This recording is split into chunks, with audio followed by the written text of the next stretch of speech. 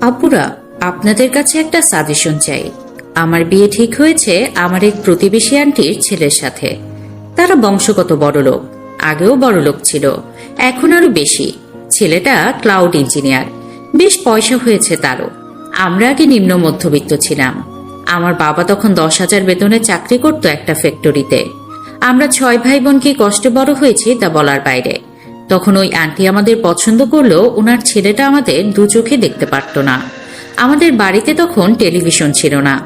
তাদের বাড়িতে বাংলা সিনেমা দেখতে গেলে সে এমনভাবে ঘাড় বাঁকিয়ে চলে যেত, বলতো যে লজ্জায় অপমানে মাথা হেট করে চলে আসতাম। তখন ছোট ছিলাম, তাই অত আত্মসম্মান বোধ ছিল না। ছেলেটা না থাকলেই আমি আর আমার বোন ওদের বারান্দার দরজা ঠেলে ঠুলে টিভি দেখতে মেঝেতে বসে যেতাম। সে যাতে সিনেমা শেষ হওয়ার আগে না আসে তার জন্য দোয়া করতাম। অবশ্যই হুট করে চলে এলে আবারও একই চোখ রাঙানি, ঘাড় বাঁকানো বৃদ্ধাঙ্গুলি ও মধ্যমা ঘষে তুড়ি বাজিয়ে ইশারা করত বেরিয়ে যেতে। তার মা থাকলে কিছু বলতো না, তখন চোখ দিয়ে ইশারা করত।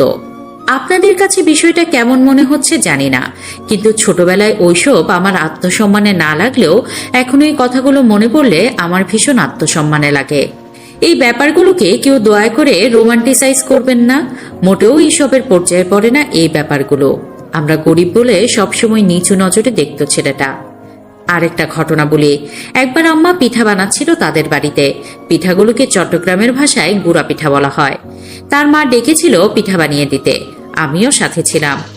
তখন ক্লাস 3 নাকি 4-এ পড়ছি। আমিও পিঠার লতি পাকাচ্ছিলাম। চালের গুঁড়ার কাই নিয়ে হাতের তালু দিয়ে পিড়িতে হালকা করে ঘষে ঘষে লম্বা করে পাকানো হয় লতিটা। তারপর সেটাকে ছোট ছোট করে কেটে তৈরি হয় গুঁড়া পিঠা। ছেলেটা হুট করে এলো, আমাকে আর আম্মুকে দেখে তার মায়ের উদ্দেশ্যে বলল, এগুলো আর খাওয়া যাবে? কথাটা শুনে আম্মুর কেমন লেগেছিল জানি না, কিন্তু আমি অতটুকুন একটা মেয়ে ছিলাম, আমার বড্ড অপমান লেগেছিল। তার মা অবশ্য তাকে চলে যেতে বলে আম্মুর সাথে হেসে হেসে কথা বলছিল, যাতে আম্মু মনে কষ্ট না পায়। আরও একটা ঘটনার কথা বলি। তার এক চাচ্চুর বিয়ে হচ্ছিল। প্রায় 15-16টা আলাদা আলাদা পরিবার নিয়েছিল আমাদের গোটা সিদ্দিক বাড়ি। গ্রামের বাড়ি আসলে যেমন হয় আর কি। গোটা বাড়িতে যতগুলো মেয়ে ছিল সবার জন্য গায়ে হলুদের শাড়ি কেনা হয়েছে। আমার আম্মু টাকা দিতে পারেনি বলে আমরা 3 বোন শাড়ি পরতে পারিনি। সেদিন আমার বোন দুটো খুব কেঁদেছিল, কিন্তু আমি ছোট হয়েও কিভাবে যেন কাঁদিনি সেদিন। তবে গায়ে হলুদের বিরিয়ানি খাওয়ার পর যখন আমি আমার আপুদের সাথে অনুষ্ঠান দেখতে গেলাম, ওই ছেলেটা আমাদের মুখের উপর ছাদের দরজাটা বন্ধ করে দিল, কারণ ছাদেই অনুষ্ঠান হচ্ছিল। পরদিন সকালে আমাদের কেউ কেন দেখেনি সেটা নিয়ে যখন কথা হচ্ছিল, তখন আম্মু বলল ওরা ঘুমিয়ে পড়েছিল, কিন্তু আমি জানি আমার 2 বোন কত কেঁদেছে সেদিন। আরও একটা ঘটনার কথা মনে পড়ল। আমাদের গ্রামের বাড়িতে এক দাদা ভাইয়ের মেজবান হচ্ছিল। তখন তেরপালে বসিয়ে খাওয়াচ্ছে বাচ্চা ছেলে মেয়েদের, যারা বেশি ছোট তাদের, মানে যাদের বয়স 5-6 বছর তাদের, কারণ তারা চেয়ারে বসলে টেবিল ছুঁতে পারবে না। আমাদের বয়সী যারা ছিল সবাইকে টেবিলে বসে খাওয়ানো হচ্ছে, কিন্তু ওই ছেলেটা কি করলো, আমাদের ওই চেয়ারে বসে খেতে দিল না, আমাদের তেরপালে বসে খেতে দেয়া হলো, ছুঁড়ে ছুঁড়ে ডাল ভাত দেয়া হলো। বিশ্বাস করুন, ওইসব মনে পড়লে আমার কি যে কষ্ট হয়। এখন অবশ্য আমরা আর্থিকভাবে সচ্ছল। ওই ছেলেটা আমার ভাইয়াদেরকে একদম পছন্দ করতো না। একবার মেজো ভাইয়াকে ক্রিকেট খেলার স্ট্যাম্প দিয়ে পিটিয়েছিল। আম্মু মেজো ভাইয়ার পিঠের দাগ দেখে সারা রাত চুপিসারে কেঁদেছে, যাতে ওরাও কান্নার আওয়াজ না শোনে। বিচার নিয়ে যাওয়ায় আমার চাচ্চুর গায়ে পর্যন্ত হাত তুলতে চেয়েছিল ছেলেটা। এখন আমার বড় ভাইয়া মেজো ভাইয়াকে সবাই সমীহ করে। তার সাথে ভাইয়াদের এখনো তেমন সখ্যতা নেই। ঈদ কোরবানের ছুটিতে দেখা হয়, তখন কথাবার্তা হয়। তারা হয়তো কল্পনাও করেনি আমাদের পরিবার কখনো উঠে দাঁড়াবে আর্থিকভাবে। আসলে অভাব অনটন আমাদের মানুষ চিনিয়ে দিয়েছে। কিন্তু এখন যে পরিস্থিতিতে দাঁড়িয়ে আছি, আমি জানি না কি করব। গোটা সিদ্দিক বাড়ির মানুষই অবাক হয়ে আছে কিভাবে আমাকে ওই বাড়ির মানুষ বউ করে নিয়ে যেতে চাইছে সেটা ভেবে। এখনো সবাই মনে করে আমরা ওদের যোগ্য না। আম্মা আব্বা তো এক কথায় রাজি বিয়েতে, কিন্তু আমি জানি না আমি কি করব।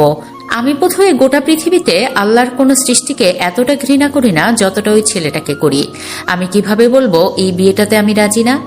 আসলে বিয়ের কথাবার্তা এমন ভাবে চলছে যে আমার মতামত দেওয়ার জায়গাটা পর্যন্ত নেই কোথাও। দাদিমা আমার মন খারাপ দেখে বলল, ছোটবেলায় অনেকের খাসিয়ত খারাপ থাকে, বড় হতে হতে ঠিক হয়ে যায়। ওই রকম লোকেরা বউ ভালোবাসে বেশি। বিশ্বাস করুন, দাদিমার কথায় আমার একটুও শান্তি লাগছে না। যারা নিজেদের মানুষকে সম্মান দেয় কিন্তু অন্যজনকে সম্মান না দিয়ে রীতিমতো আতঙ্কে রাখে, অপমানিত হওয়ার ভয়ে সে কোনো মানুষের কাতারে পড়ে না। অন্তত আমার তা মনে হয়। খেয়াল করে দেখলাম বড় ভাইয়া মেজ ভাইয়া একদম রাজি নেই। ছোট ভাইয়া এসব ব্যাপারে তেমন একটা মাথা ঘামায় না। কিন্তু কাল বড় ভাইয়াকে দেখলাম আম্মুকে প্রশ্ন করছে আমি ওই ছেলেকে বিয়ে করতে রাজি কিনা। অবশ্য আম্মু বলল ওর আর কি পছন্দ অপছন্দ, নিজের কি খেতে ভালো লাগে সেটা পর্যন্ত বলতে পারে না ওই মেয়ে। ভালোই তো হচ্ছে, আমাদের সামনে থাকবে, আমি ওর ভালো মন্দ চোখের সামনে দেখব। আমি গত কয়েক রাত একদম ঘুমাতে পারছি না, বুঝে উঠতে পারছি না কিভাবে না বলবো। কারণ আমার একটা না গোটা সিদ্দিক বাড়ি এমনকি গোটা পাড়া কাঁপাবে। সবাই মনে করবে আমি বেশি পেয়ে গেছি বলে হজম করতে পারছি না। আমাকে কেউ পরামর্শ দিয়ে সাহায্য করুন। পোস্টটা করার ঘণ্টাখানেকের মাথায় ভাইরাল হয়ে গিয়েছে। এক একজন এক এক ধরনের মন্তব্য করছে। শাইনা একজনের মন্তব্য দেখে থমকে গেল। আপনার পোস্ট দেখে বোঝা যাচ্ছে আপনি ভীষণ নম্রভদ্র।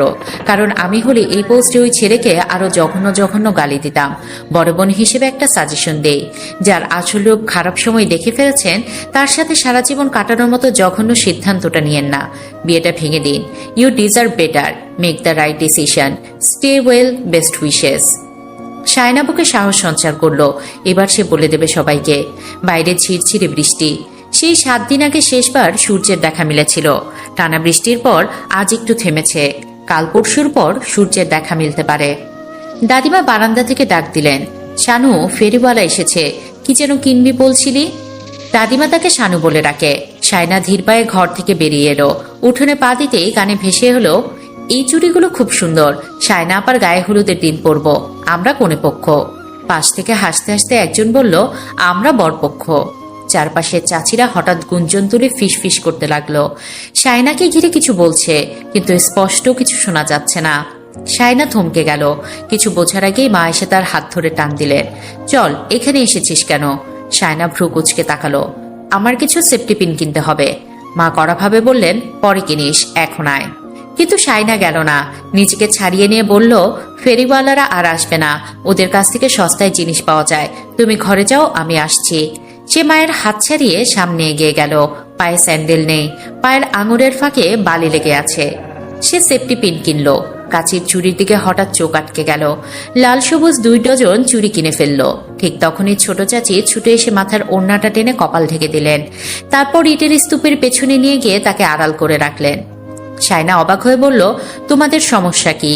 চাচি বলল, ওই বাড়ির লোকজন এসেছে ঢাকা থেকে, তুই ওদের বাড়ির বউ হয়ে যাচ্ছিস না? এভাবে দেখলে তোকে নিয়ে নানান কথা রটাবে। পায়ে স্যান্ডেলটা অব্দি দিসনি, কি বেকুব মেয়ে তুই। শায়না চাচির হাত থেকে এক ঝটকায় নিজেকে ছাড়িয়ে নিয়ে বলল, ফেরিওয়ালাকে টাকা দিতে হবে। চাচি আঁচলে মুখে চাপা দিয়ে হাই হাই করে উঠল।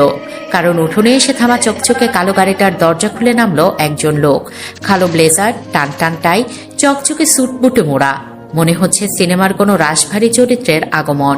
শায়না ফেরিওয়ালাকে জিজ্ঞেস করলো, হাতে আপাতত টাকা পয়সা নেই, টিউশনের বেতন পেতে ঢের দেরি, দাদির পেকে যাওয়া চুল আছে, নেবেন? তোর আক্কেল জ্ঞান হবে কবে? তুই দেখছিস গাড়ি এসে থেমেছে, তুই ঘরে চলে আসবি না? ফেরিওয়ালার সামনে তর্ক করছিলি চুল নিয়ে, লজ্জা শরম নেই তোর? আমার যখন বিয়ে ঠিক হয়েছে তখন আমি মানুষের সামনেই যেতাম না লজ্জায়, আর তুই যার সাথে বিয়ে ঠিক হয়েছে তার সামনে দাঁড়িয়ে ফেরিওয়ালার সামনে তর্ক করছিস। ওরা এখন কি মনে করবে? ছেলেটা তোর দিকে কেমন করে তাকিয়েছে তুই দেখেছিস? মনে মনে হয়তো ভাবছিল কোনো ফকিন্নিকে বিয়ে করতে যাচ্ছি, আল্লাহ জানে। মা শাহিদা বেগম মুরগিকে খাওয়াতে খাওয়াতে বকবক করছেন। দাদিমা মায়ের কথা শুনে হেসে বললেন, তোমার মেয়ে এমনি এমনি দাঁড়িয়ে থাকেনি, তারে দেখার জন্য দাঁড়িয়েছিল, কতদিন পর দেখলো। শায়না ব্যঙ্গ করে বলল, কতদিন পর দেখলো? তোমরা এসব ভাবো কি করে? তোমরা যে আমাকে বিয়ে দিচ্ছ, আমি রাজি আছি কিনা জিজ্ঞেস করেছো একবারও? মা মুরগির খাবারের বাটিটা ধপ করে রেখে চলে গেল, যেন কথাটা কানে তোলার মতোই নয়। দাদিমা হাসতে হাসতে মোড়া ছেড়ে দাঁড়ালেন। বয়স হয়েছে উনার, তবুও তিনি কর্মঠ। মাকে অনেক কাজে সাহায্য করেন। উনার এতগুলো ছেলের বউ থাকতেও উনি বড় বউয়ের কাছে থাকার জন্য পাগল। অবশ্য বউ শাশুড়ির মধ্যে দিনের ভেতর 1000 বার ঝগড়া হয়, আবার মিটমাট হতেও বেশিক্ষণ সময় লাগে না। তিনি দাঁত খেলিয়ে হেসে শায়নাকে বললেন, তোরে ইঞ্জিনিয়ার সাহেব কিছু কিনে দেয় নাই? শায়না আকাশ থেকে বলল, পাগল নাকি? পাগলের কি আছে, বউকে জিনিস কিনে দেবে না তো কাকে দেবে? শায়না রাগত স্বরে বলল, ফালতু কথা বলবে না, বিয়েতে আমি মত দিয়েছি তোমাকে? তোমরা আমাকে যার তার সাথে বিয়ে দিবে আর আমি ধেই ধেই করে বিয়ে করে নেব নাকি? মানুষ অমানুষ দেখবে না? টাকা দেখলেই সবকটা পাগল হয়ে যাবে। শোনো, আমি পড়ালেখা শেষ করে চাকরি করব, তারপর বিয়ে। তোমার ফুতের বউকে থামতে বলো। কয়েকদিন পর পর তোমাদের এসব নাটক আমার ভালো লাগে না। দাদিমা হাসতে লাগলেন। তোর দুই বোনকে টাকা দেখিয়ে বিয়ে দিছি? না, ভালো মানুষ দেখিয়ে দিয়েছ। আমার বেলায় ভালো মানুষ চোখে পড়ছে না। আমাকে জাহান্নামে ঠেলে দেওয়ার ধান্দা সবার। মা রান্নাঘর থেকে বেরিয়ে এসে বললেন, আস্তে কথা বলো, মানুষ শুনবে। বৃষ্টি থামছে, ভেজা কাপড়গুলো বের করে দে রশিদে। আর আজ তুই আর সামনের উঠোনে বের হবি না। যদি বের হোস তোর ঠ্যাং কেটে রেখে দেবো আমি। বৃষ্টি আবার শুরু হবে কিছুক্ষণ পর। কাপড় একবার বের করো, আরেকবার তোলো। কাপড় নিয়ে এত ডিউটি করতে পারবো না। মা কোমরে এক হাত চেপে একরাশ ক্ষোভ নিয়ে তার দিকে চেয়ে রইল। দাদিমাকে বলল, এই মেয়ে কি তেরামো শুরু করেছে দেখেছেন আম্মা? তোমার মেয়ে তোমার মতোই হয়েছে। মা তেলে বেগুনে জ্বলে উঠে বলল, দেখলি, দোষ করবি তোরা, আর তোর জাত গোষ্ঠী কথা শোনায় আমাকে। দাদিমার কপাল কুঁচকে গেল। তুমি ভালো কথাকেও ঝগড়ার দিকে টেনে নিয়ে যাও কেন? মা ভেতরে চলে গেলেন। শাইনা দাদিমাকে বলল, যাও ভেতরে গিয়ে জোরসে একটা ঝামেলা লাগাও। তোমাদের বউ শাশুড়ির কাজই তো সেটা। বলেই সে পুকুর ঘাটে নেমে পাটা ধুয়ে নিতে লাগলো। ঘাট থেকে উঠতেই চাচাতো ভাই বোনরা তাকে ঘিরে ধরলো। সবার হাতে চকলেট। শায়না বলল, কার পকেট মারা হয়েছে? মেজু চাচার মেয়ে সাঞ্চু বলল, দুলাভাই দিয়েছে। শায়না ভাবলো বড় আপারা এসেছে। সে খুশি হয়ে জানতে চাইল, দুলাভাই আসছে? তোমার দুলাভাই না, আমাদের দুলাভাই। শায়না কিছুক্ষণ চেয়ে রইল চুপচাপ। দুদিন আগে তাদের বাড়ির পেছনে গাছ কাটা হয়েছিল। সেখান থেকে ফুল গাছের একটা লাকড়ি নিতেই সবাই ভোদর। ছোট চাচার ছেলে ইব্রান বেশি দূর যেতে পারল না। তার বয়স 4 হবে। শায়না তার হাত ধরে তার হাত থেকে অর্ধেক চকলেট মুখে নিয়ে নিল। সাথে সাথে সে মাটিতে গড়াগড়ি খেতে লাগলো। তার কান্নার আওয়াজ শুনে সবাই ছুটে এলো। শায়না ততক্ষণে লাপাত্তা। মুখ থেকে চকলেটটুকু থুক করে ফেলে দিল মাটিতে। চকলেট কে এনেছে সেটা মনে পড়ার পর বড় ভাবি এসে বলল, শায়না, তোমার জন্য ওই বাড়ি থেকে চকলেট পাঠিয়েছে, লন্ডন থেকে এসেছে, ফেলে দিও না আবার। শায়না চুপ করে রইল। বড় আপা আর মেঝো আপার ছেলে মেয়ে আসুক, ওদের দিয়ে দেবে সব। বড় ভাবের কোলে 1.5 বছরের একটা বাচ্চা ছেলে, ওটা শায়নার কলিজা। আমি আর রুহি ক্যাম্পাসের বাইরে এসে একটা রিক্সা নিলাম। মাথাটা প্রচন্ড ঝিমঝিম করছে। আয়াজ ইফতেখার চৌধুরী, এই মানুষটা আবার কেন আমার জীবনে ফিরে এলো? রিক্সায় বসেই চোখ বন্ধ করলাম, কিন্তু এক মুহূর্তেই মনে পড়ে গেল কয়েক মিনিট আগের সেই দৃশ্য। তুমি চাইলে আমায় ক্ষমা করো, না হয় ঘৃণা করো। আমি জোর করে চোখ খুলে ফেললাম। না, আমি এই ফাঁদে আর পড়ব না। সে আমাকে একবার অবহেলা করেছে, এখন আমি তাকে আর জীবনে জায়গা দেব না। তুই কি কিছু নিয়ে চিন্তিত? রুহির প্রশ্নে সম্বিত ফিরে পেলাম। কিছু না, একটু মাথা ব্যথা করছে। রুহি চিন্তিত চোখে তাকালো, কিন্তু কিছু বলল না।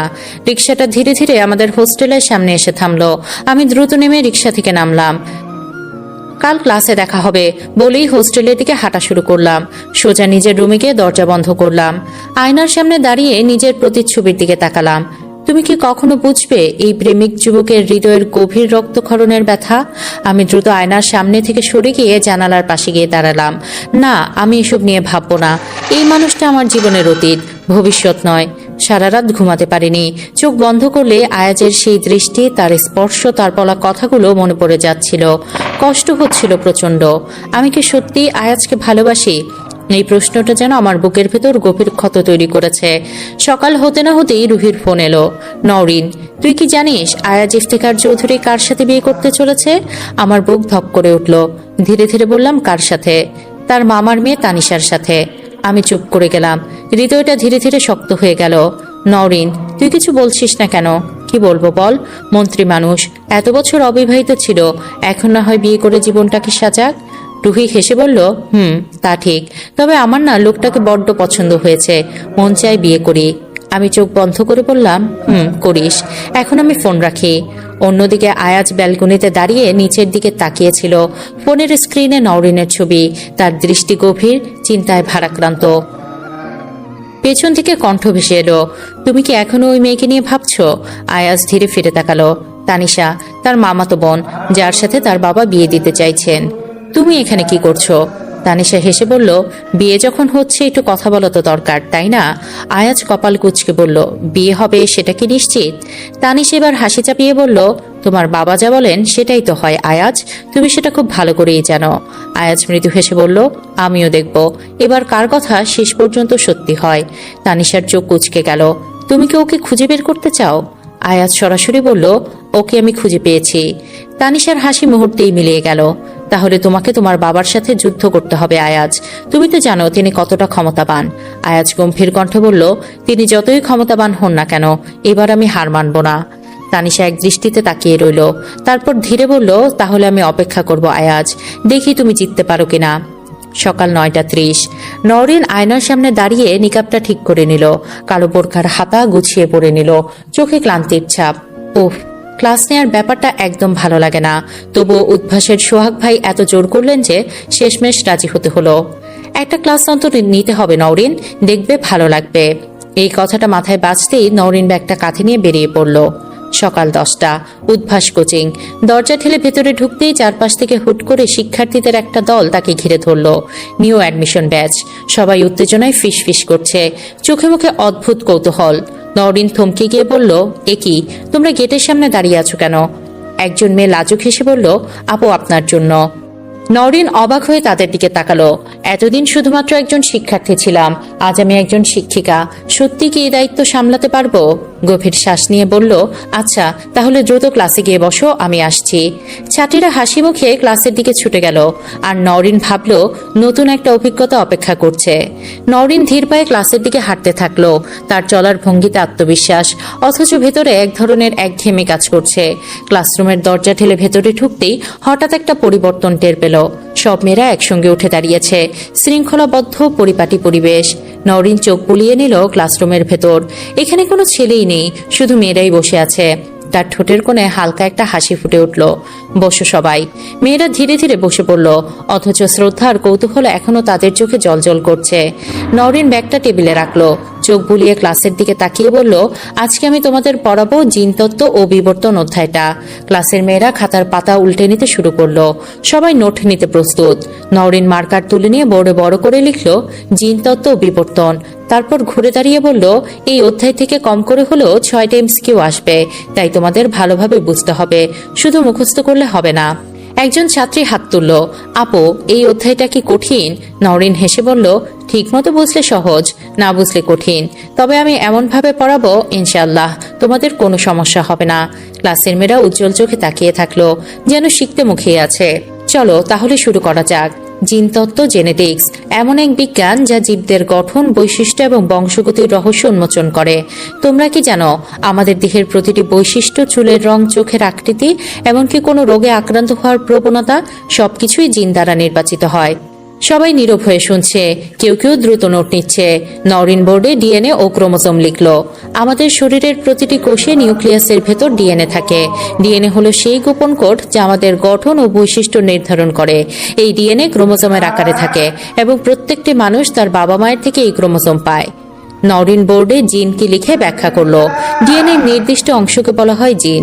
এই জিনই আমাদের দেহের প্রোটিন তৈরি নিয়ন্ত্রণ করে, যার ফলে আমাদের বৈশিষ্ট্য তৈরি হয়। উদাহরণ হিসেবে ধরো, তোমাদের কেউ কেউ লম্বা, কেউ কম লম্বা, এর কারণ তোমাদের জিন। ক্লাসের এক ছাত্রী বলল, আপু তাহলে কি আমরা আমাদের বৈশিষ্ট্য বদলাতে পারি না? নওরিন একটু হেসে বলল, বেশিরভাগ ক্ষেত্রে পারো না, তবে কিছু বৈশিষ্ট্য পরিবেশের প্রভাবে পরিবর্তন হতে পারে। যেমন গায়ের রং রোদের কারণে গাঢ় হয়ে যেতে পারে, কিন্তু তোমার প্রকৃত গায়ের রং ঠিকই তোমার জিন দ্বারা নির্ধারিত। একজন ছাত্রী বলল, আপু তাহলে কি মানুষ বানর ছিল? নওরিন একটু হেসে বলল, না, মানুষ বানর থেকে আসেনি, এটি একটি ভুল ধারণা। বিজ্ঞান বলে মানুষ ও বানরের পূর্বপুরুষ একই ছিল, কিন্তু ধারণা ভুল। মানুষ বানর থেকে সৃষ্টি হয়নি, বরং আল্লাহ মানুষকে সৃষ্টি করেছেন। অনেকেই বিবর্তন তত্ত্ব থেকে ভুল ধারণা নেয় যে মানুষ নাকি বানর থেকে এসেছে, কিন্তু এটি সম্পূর্ণ ভিত্তিহীন এবং ইসলামের দৃষ্টিতে সম্পূর্ণভাবে অগ্রহণযোগ্য। আল্লাহ তাআলা সরাসরি আদম আলাইহিসসালামকে সৃষ্টি করেছেন এবং তার থেকেই মানবজাতির সূচনা হয়েছে। কোরআনে বহুবার এটি স্পষ্টভাবে উল্লেখ করা হয়েছে। আল্লাহ বলেন, নিশ্চয়ই আমি মানুষকে সৃষ্টি করেছি উত্তম আকৃতিতে। সূরা আত-তিন আয়াত 4।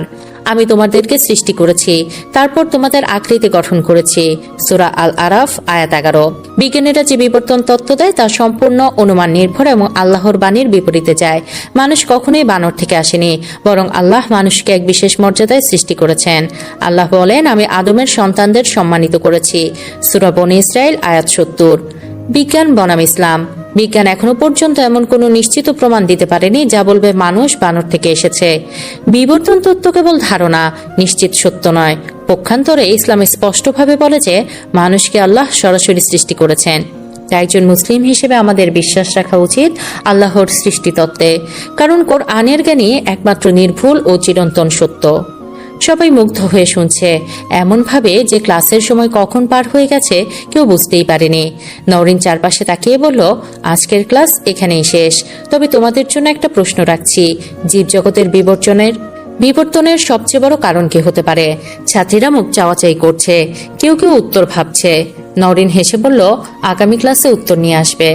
তারপর ব্যাগ গুছিয়ে ক্লাস থেকে বেরিয়ে গেল, আর পেছনে রয়ে গেল মুগ্ধ ছাত্রীরা, যারা আজকের ক্লাস থেকে নতুন কিছু শিখেছে। নওরিন বের হতেই কেউ পেছন থেকে ডাকলো। নওরিন থমকে দাঁড়ালো। অপরিচিত কণ্ঠস্বর। ধীরে ধীরে পেছনে ফিরে তাকালো।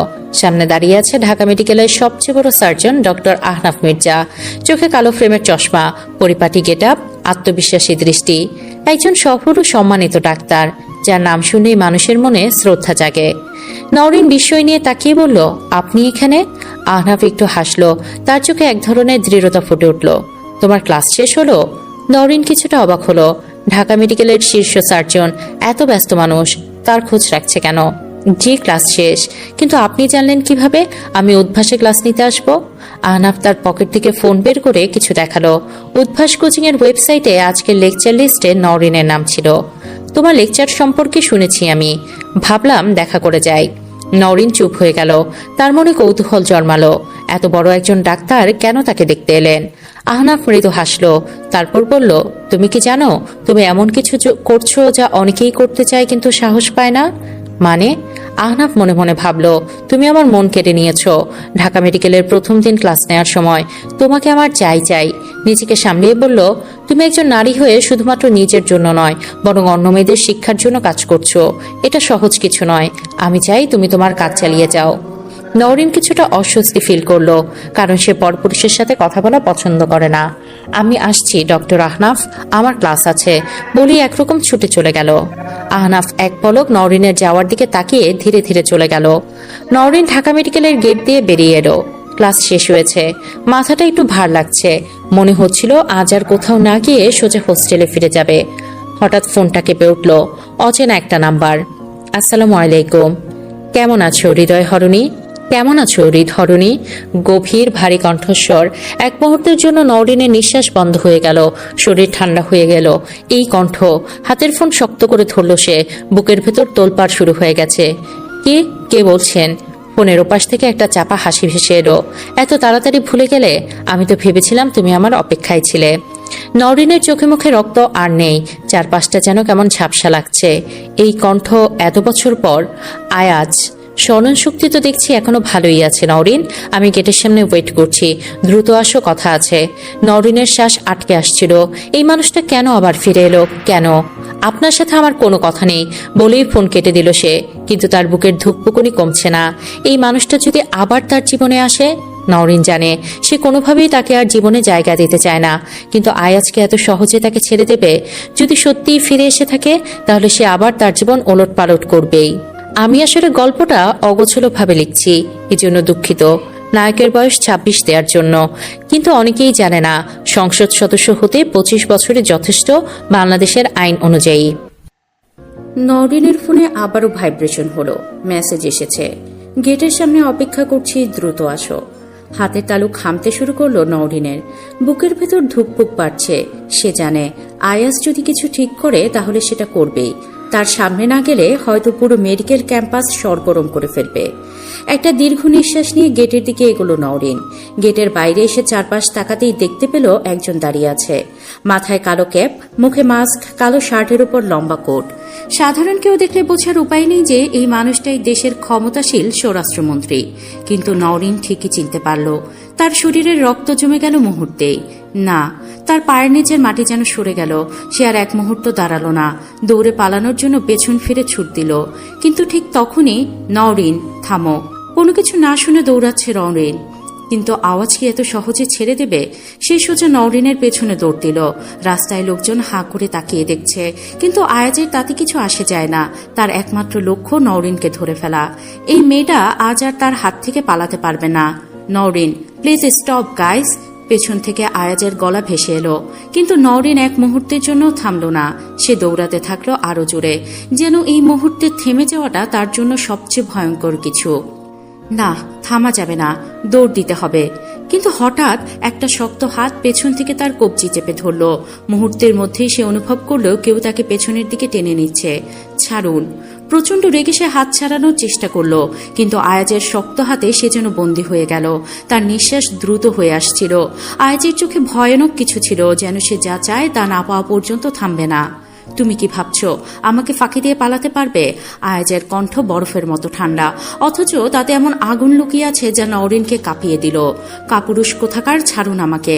আয়াজ রেগে চড় মারার জন্য হাত উঠালো, কিন্তু মাঝপথে হাত থামিয়ে ফেলল। মারুন আমায়। হাত নামালেন কেন? আয়াজ নওরিনের দিকে ঝুঁকে বলল, তোমায় কতবার বলতে হবে যে আমার এসব তেরামি পছন্দ না। আর যদি একবার তেরামি করো তাহলে কিন্তু ফল ভালো হবে না। আমাকে আমার আসল রূপে আসতে বাধ্য করো না নওরিন, তাহলে সেটা তোমার জন্য ভালো হবে না। তার কণ্ঠস্বরে এমন কিছু ছিল যা নওরিনের সারা শরীর হিম করে দিল।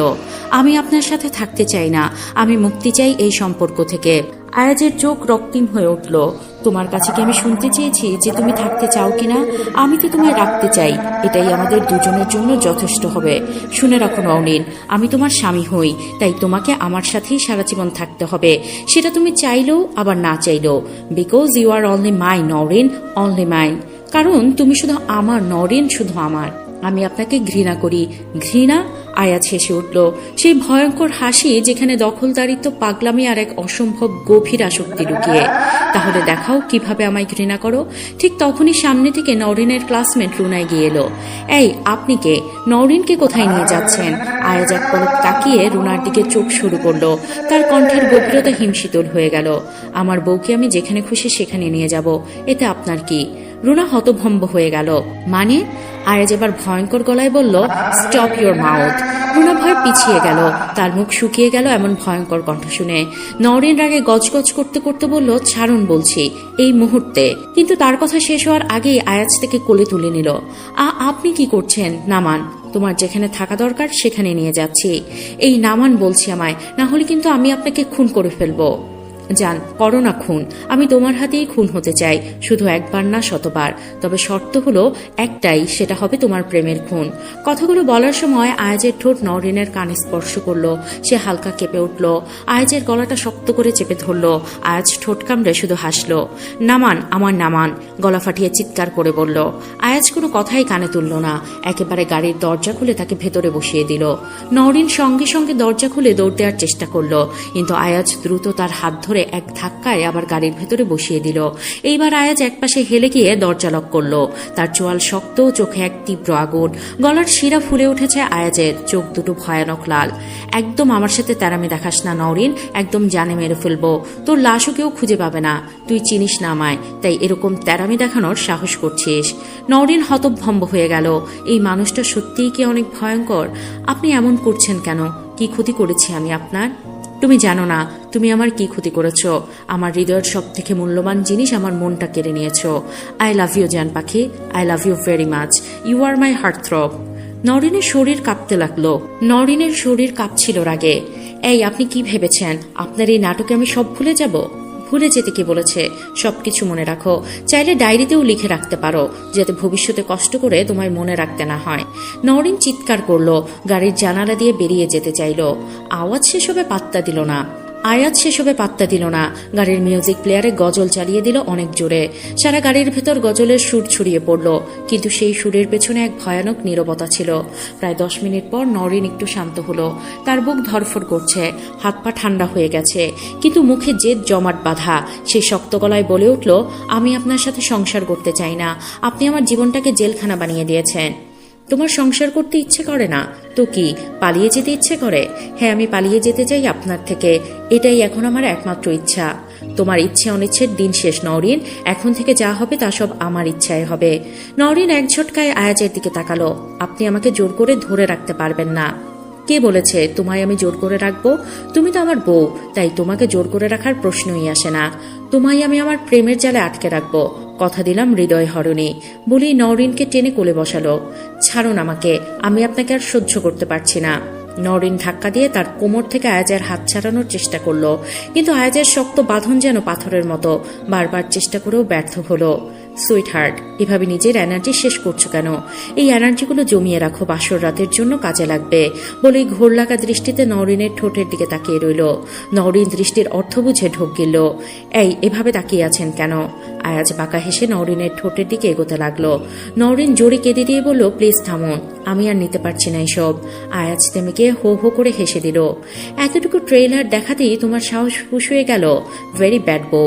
স্বরাষ্ট্রমন্ত্রীর বউ হয়ে এতটা ভীতু হলে তো চলবে না। নওরিন দাঁত কটমট করে তাকিয়ে রইল। আয়াজ নওরিনের দিকে ঝুঁকে সিট বেল্ট লাগিয়ে দিল। নওরিনের মনে অন্যরকম এক অনুভূতি সৃষ্টি হলো। সে চোখ বন্ধ করে আয়াজের পারফিউমের ঘ্রাণ অনুভব করতে লাগলো। সিট বেল্ট লাগানো শেষে আয়াজ তা দেখে বাঁকা হাসলো। নওরিনের কানের কাছে ঠোঁট দুটো নিয়ে বলল, আমার শরীরের ঘ্রাণ অনুভব করছো নাকি সুইটহার্ট? তবে তুমি কি জানো, তুমি আমার ছেলে আছো আর চিরদিন আমারই থাকবে, কারণ you are only mine Nowrin, only mine. সরুন প্লিজ। আয়াজ বাঁকা হেসে সরে গেল। তারপর এক হাতে স্টিয়ারিং এ শক্ত করে ধরে গাড়ির স্পিড আরো বাড়িয়ে দিল। আমার ডিভোর্স চাই মন্ত্রী সাহেব, আর সেটা এখনই। গাড়িটা হঠাৎ ব্রেক কষে দাঁড়িয়ে গেল। নওরিন ধপ করে সিটের সঙ্গে ধাক্কা খেতে গেলে আয়াজ নিজের হাত দিয়ে তার কোমর ধরে ফেলল। নওরিনের শ্বাস বন্ধ হয়ে আসছে। আয়াজ ধীরে ধীরে তার দিকে তাকালো। চোখে মুখে এক ধরনের ভয়ঙ্কর শীতলতা। ডিভোর্স লাগবে তোমার? মুক্তি চাও আমার থেকে, কিন্তু মুক্তি তুমি এ জীবনেও পাবে না। চিরকাল তোমাকে আমার সাথেই থাকতে হবে, তাই নিজেকে রেডি করো আমার জন্য। আমিও দেখব আপনি আমায় কতদিন ধরে রাখতে পারেন। দাঁতে দাঁত চেপে বলল, তোমাকে আমার চাই নওরিন, খুব করে চাই। তুমি যাই বলো না কেন, তুমি শুধু আমার, এটা মনে রেখো নওরিন। নওরিনের চোখ ছলছল করে উঠল। এই মানুষটা কি সত্যিই তাকে ভালোবাসে, নাকি এটা শুধুই এক পাগলাটে অধিকার বোধ? আয়াজ আবার গাড়ি স্টার্ট দিল। তার কপালের পাশের সিল্কি চুলগুলো বাতাসে উঠতে লাগলো। গাড়িটি নিজের আপন মনে ছুটছে, সঙ্গে ছুটছে দুটো মানুষের মনের টানাপোড়েন। নওরিন বুঝলো এই খেলায় জিততে হলে অনেক কিছু করতে হবে, আর আয়াজ সে তো তাকে ছাড়তে নারাজ। তাই 1 ঘন্টা পর নওরিনের চোখ এক মুহূর্তের জন্য স্থির হয়ে গেল আয়াজের উপর। কালো শার্টে তাকে যেন আরো বেশি রহস্যময় আর তীক্ষ্ণ দেখাচ্ছে। গভীর চোখ দুটোতে ভয়ঙ্কর এক দৃষ্টি, যেন একসাথে আগুন আর বরফ লুকিয়ে আছে। ফর্সা ত্বকের সঙ্গে কালো শার্টের কন্ট্রাস্ট একেবারে দৃষ্টিনন্দন। তার শক্ত চোয়াল, গভীর চোখের নিচে হালকা শেড, আর সেই অভিজ্ঞ অভিব্যক্তি যেন সেই পৃথিবীকে জয় করতে এসেছে। আর ঠোঁট মসৃণ, নিখুঁত, হালকা গোলাপি, যেন নিজের মধ্যেই কোনো রহস্য লুকিয়ে রেখেছে।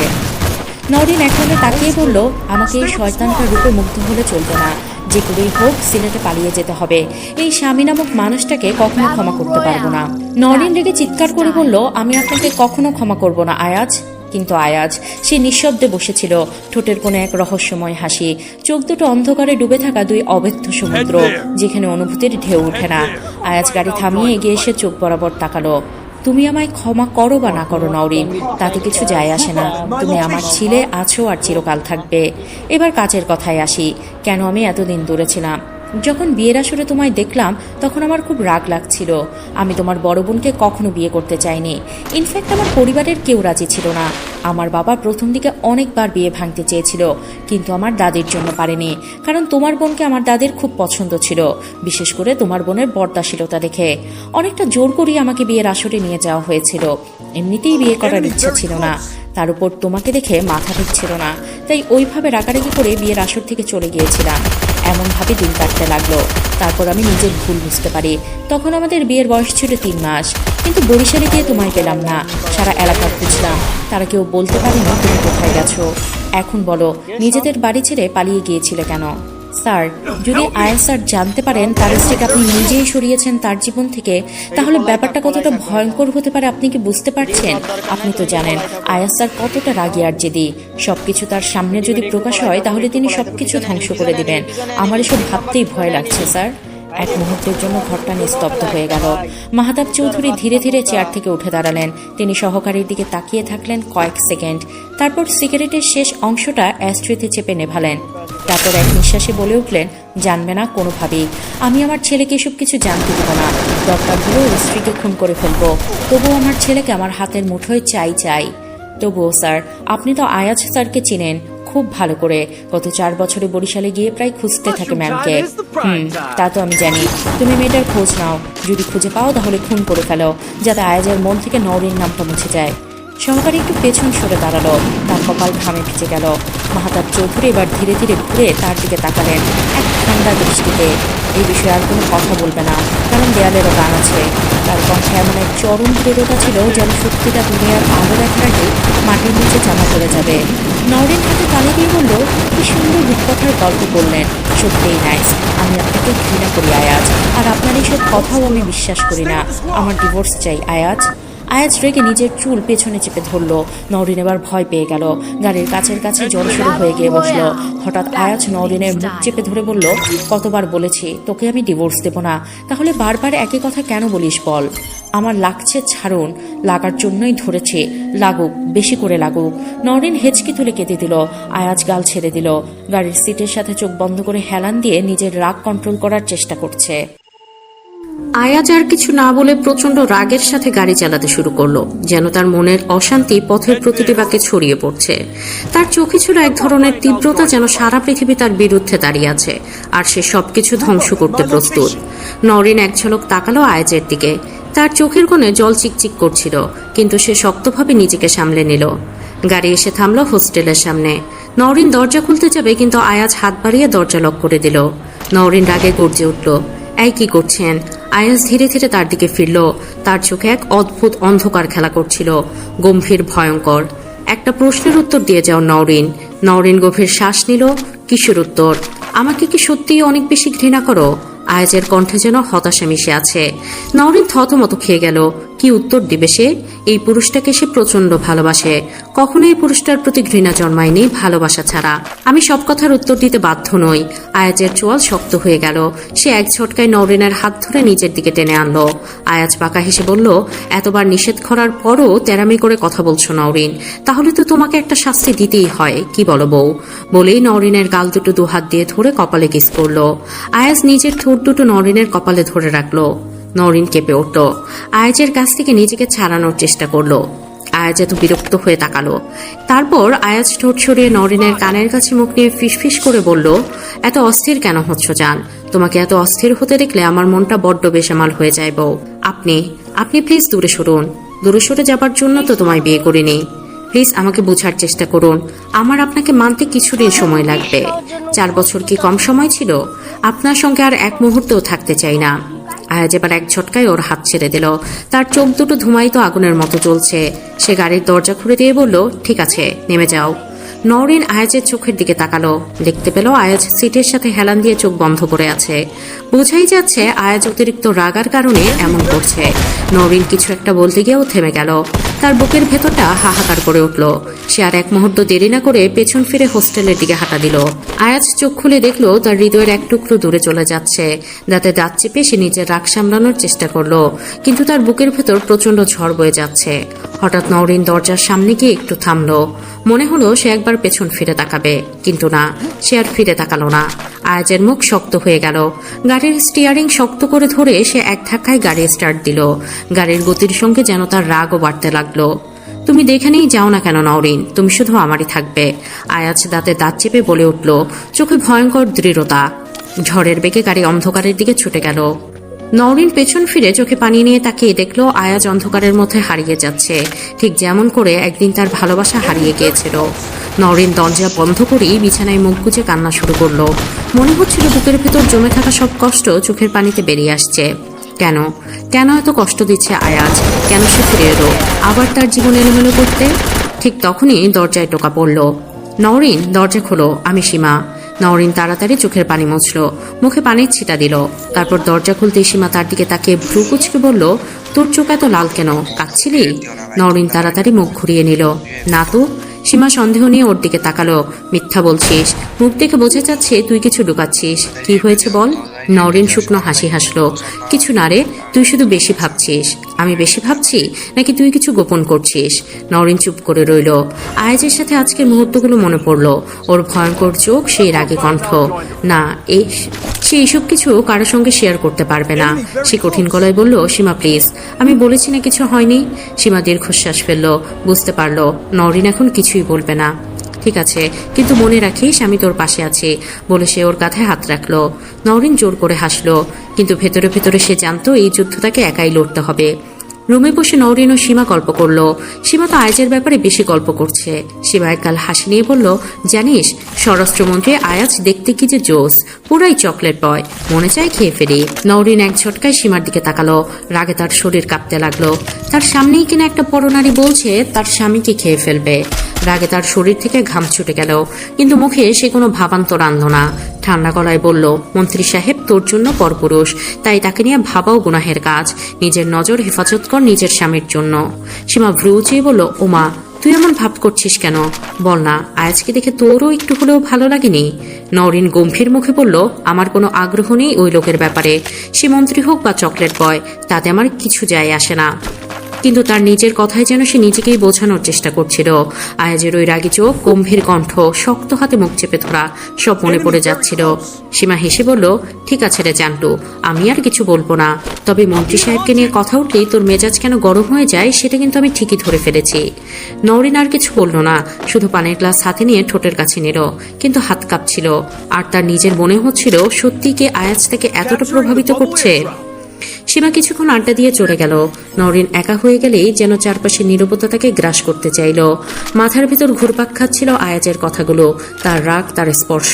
হঠাৎ ফোনটা কাঁপতে শুরু করলো। আয়াজ ইফতেখার চৌধুরী। নওরিনের গলা শুকিয়ে গেল। তার ইচ্ছে করছিল ফোনটা ছুঁড়ে ফেলে দিতে, কিন্তু তার হাত আপনা আপনি নিজেই রিসিভ বাটনে চাপ দিল। ওপাশ থেকে আয়াজের গম্ভীর ভয়ঙ্কর কণ্ঠ ভেসে এলো, এতক্ষণ ধরে ফোন ধরছিলে না কেন? নওরিন ঠোঁট চেপে বলল, কারণ আমি আপনার ফোন ধরতে চাইনি। এক সেকেন্ড নীরবতা, তারপর আয়াজের ঠান্ডা শীতল গলায় চাপা গর্জন ভেসে এলো, তুমি কি জানো নওরিন, আমি যেটা চাই সেটা না পাওয়া পর্যন্ত শান্ত হতে পারি না। নওরিনের শির দ্বারা দিয়ে ঠান্ডা স্রোত বয়ে গেল। আয়াজ এবার একটু ফিসফিস করে বলল, আর আমি কি চাই জানো? তোমাকে, শুধুই তোমাকে। এবার বলো, রাতে খেয়েছো? নওরিন ঠোঁট চেপে ধরে বলল, আপনার জানার দরকার নেই। আয়াজের কণ্ঠে এবার একটা ধমকের সুর। আমি হিসেবে না, আমি জানতে চাইছি স্বরাষ্ট্রমন্ত্রী হিসেবে। নওরিন ঠোঁট কামড়ে ধরে রাগ চেপে বলল, তাহলে রিপোর্ট নেন মন্ত্রী সাহেব। আমি আমার হোস্টেলে সুস্থ আছি, ভালো আছি, আর খুব শিগগিরই ডিভোর্স পেপারে সাইন করব। আয়াজ এবার একটু ফিসফিস করলো, কিন্তু সেই শব্দে এতটা তীব্রতা ছিল যেন বজ্রপাত। তোমার কসুর আমি মাফ করতে পারি, কিন্তু আমাকে ছেড়ে যাওয়ার কসুর মাফ করবো না নওরিন। আর শোনো, তোমার এই ডিভোর্স নামের বোকামের শাস্তি কি হতে পারে সেটা খুব দ্রুত বুঝতে পারবে জান পাখি।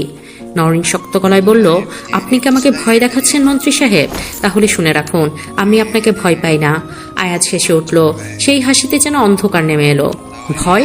তুমি এখনো ভয় দেখানোটা দেখোইনি নওরিন, কিন্তু দেখবে, খুব শিগগিরই দেখবে। কিছুক্ষণ নীরবতায় কাটলো। এবার আয়াজ গভীর শ্বাস নিয়ে বলল, ভালোবাসি বউ।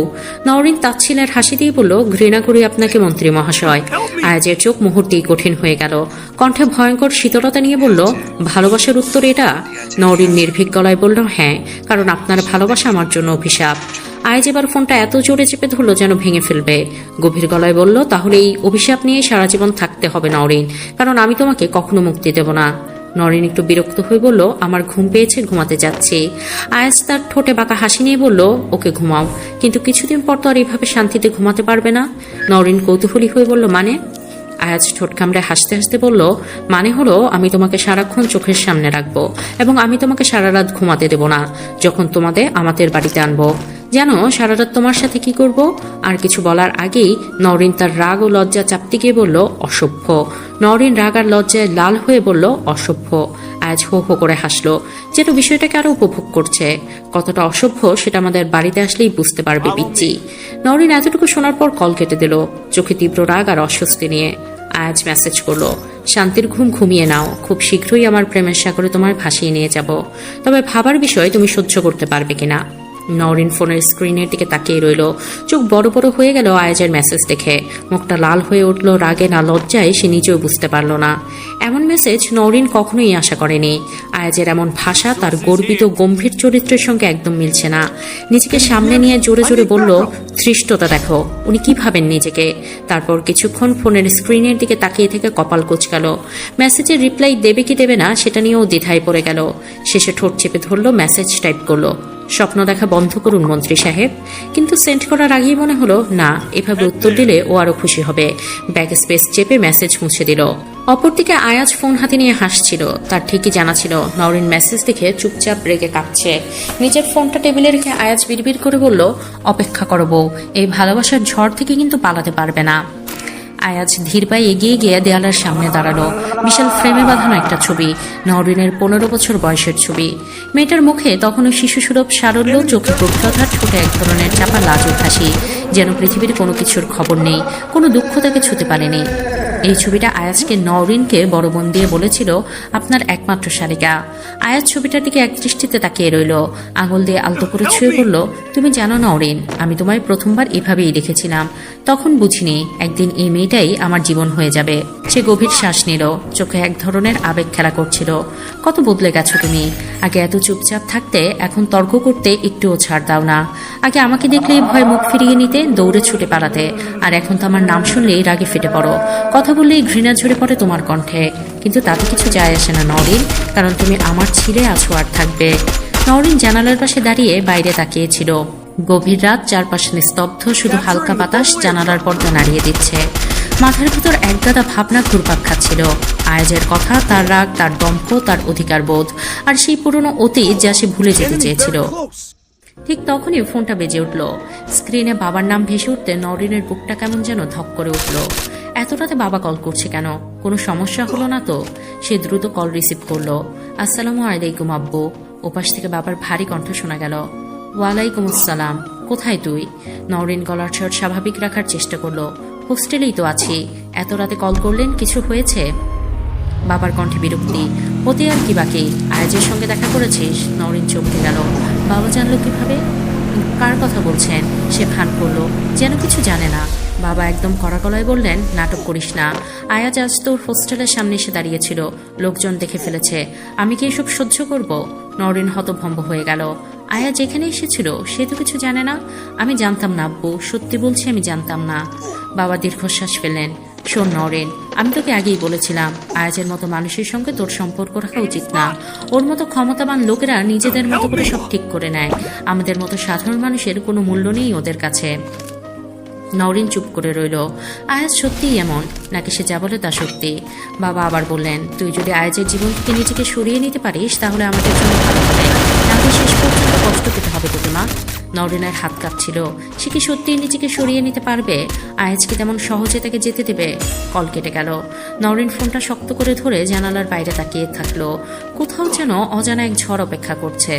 নওরিন এক ধ্যানে আকাশের দিকে তাকিয়ে অনেকক্ষণ ভাবছিল। বাবার কথা, আয়াজের আচরণ, তার নিজের ভবিষ্যৎ, সবকিছু মনের মধ্যে ঘুরপাক খাচ্ছিল। কিন্তু চিন্তা করতে করতে ক্লান্ত হয়ে গেল সে। ধীরে ধীরে বিছানায় গিয়ে শুয়ে পড়ল। চোখ বন্ধ করতেই আয়াজের সেই অপ্রত্যাশিত কথা মনে পড়ে গেল। খুব শিগগিরই আমার প্রেমের সাগরে তোমায় ভাসিয়ে নিয়ে যাব, তবে ভাববার বিষয় তুমি সহ্য করতে পারবে তো? নওরিন চোখ বন্ধ করেও যেন আয়াজের সেই বাঁকা হাসিটা দেখতে পেল। রাগে, লজ্জায় আর অভিমানে সে পাশ ফিরল। নওরিন ভাবলো সে কেন এতটা অনুভব করছে আয়াজকে। ঘৃণা করার কথা ছিল, কিন্তু কেন তার বলা প্রতিটা কথা তার মনে ঝড় তোলে। এত দুশ্চিন্তার ভারে ক্লান্ত শরীর বেশিক্ষণ জেগে থাকতে পারল না।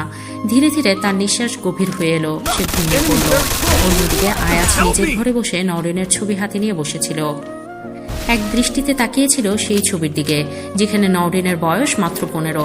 তুমি এখনো আগের মতোই রয়ে গেছো নওরিন, একদম আমার ছোট্ট পুতুলটার মতো। আয়াজ তার ফোনের ছবির উপর আলতো করে হাত বুলিয়ে দিল, তারপর ফোনটা পাশে রেখে চোখ বন্ধ করলো। আজকে দিনের ঘটনাগুলো তার মাথায় ঘুরছিল, কিন্তু কিছুক্ষণের মধ্যেই ক্লান্তি তাকে গ্রাস করলো। নওরিন আর আয়াজ দুজনেই আলাদা জায়গায়, আলাদা পরিস্থিতিতে, কিন্তু একে অপরের কথা ভেবে ঘুমিয়ে পড়ল। তবে তারা দুজন দুই জায়গায় থাকলেও মনে যেন এক অদৃশ্য সুতোয় বাঁধা ছিল তারা। আর সেই সুতো খুব শিগগিরই শক্তভাবে জড়িয়ে ধরবে নওরিনকে, যা চাইলেও পালাতে পারবে না। ঢাকা মেডিকেল কলেজের সকালের দৃশ্য একটু ভিন্ন। সূর্য ওঠার সাথে সাথে পুরো ক্যাম্পাসে এক ধরনের প্রাণবন্ততা ছড়িয়ে পড়ে। মেডিকেল কলেজের বড় দরজার সামনে ছাত্রছাত্রী, ডাক্তার এবং নার্সদের ব্যস্ত চলাচল শুরু হয়। ক্লাসের সময় শুরু না হতেই শিক্ষার্থীরা সাদা কোট পরিহিত অবস্থায় ক্যাম্পাসে প্রবেশ করতে থাকে। তাদের হাতে বই, ল্যাপটপ, স্টেথোস্কোপ সহ তারা নিজেদের ক্লাস বা হাসপাতালের প্র্যাকটিক্যাল সেশন অনুযায়ী প্রস্তুতি নিচ্ছে। প্রায় 2 ঘন্টা পর ডাক্তার আহনাফ মির্জার ক্লাস শুরু হলো। ক্লাস শেষ হলো। সব স্টুডেন্টস ক্লাস থেকে বের হওয়া শুরু করলো। ঠিক তখনই ডাক্তার আহনাফ মির্জা নওরিনের সামনে পথ আগলে দাঁড়ালো। কেমন আছো নওরিন? জি আলহামদুলিল্লাহ, ভালো আছি। তা আমায় জিজ্ঞেস করবে না আমি কেমন আছি? না মানে আসলে, ওহ বুঝতে পেরেছি, লজ্জা পাচ্ছ। তারপর ডাক্তার আহনাফ মির্জা পকেট থেকে একটা গোলাপ ফুল বের করে নওরিনের দিকে এগিয়ে দিল। আয়াজ ইফতেখার চৌধুরী ঢাকা মেডিকেলে একটা কাজে এসেছিল। ঠিক তখনই দেখতে পেল তার প্রেয়সীকে কেউ চোখ ফুল বাড়িয়ে দিচ্ছে। রাগে তার চোয়াল শক্ত হয়ে গেল। মুহূর্তের মধ্যে ভয়ঙ্কর ও হিংস্র আয়াজে সে পরিণত হলো।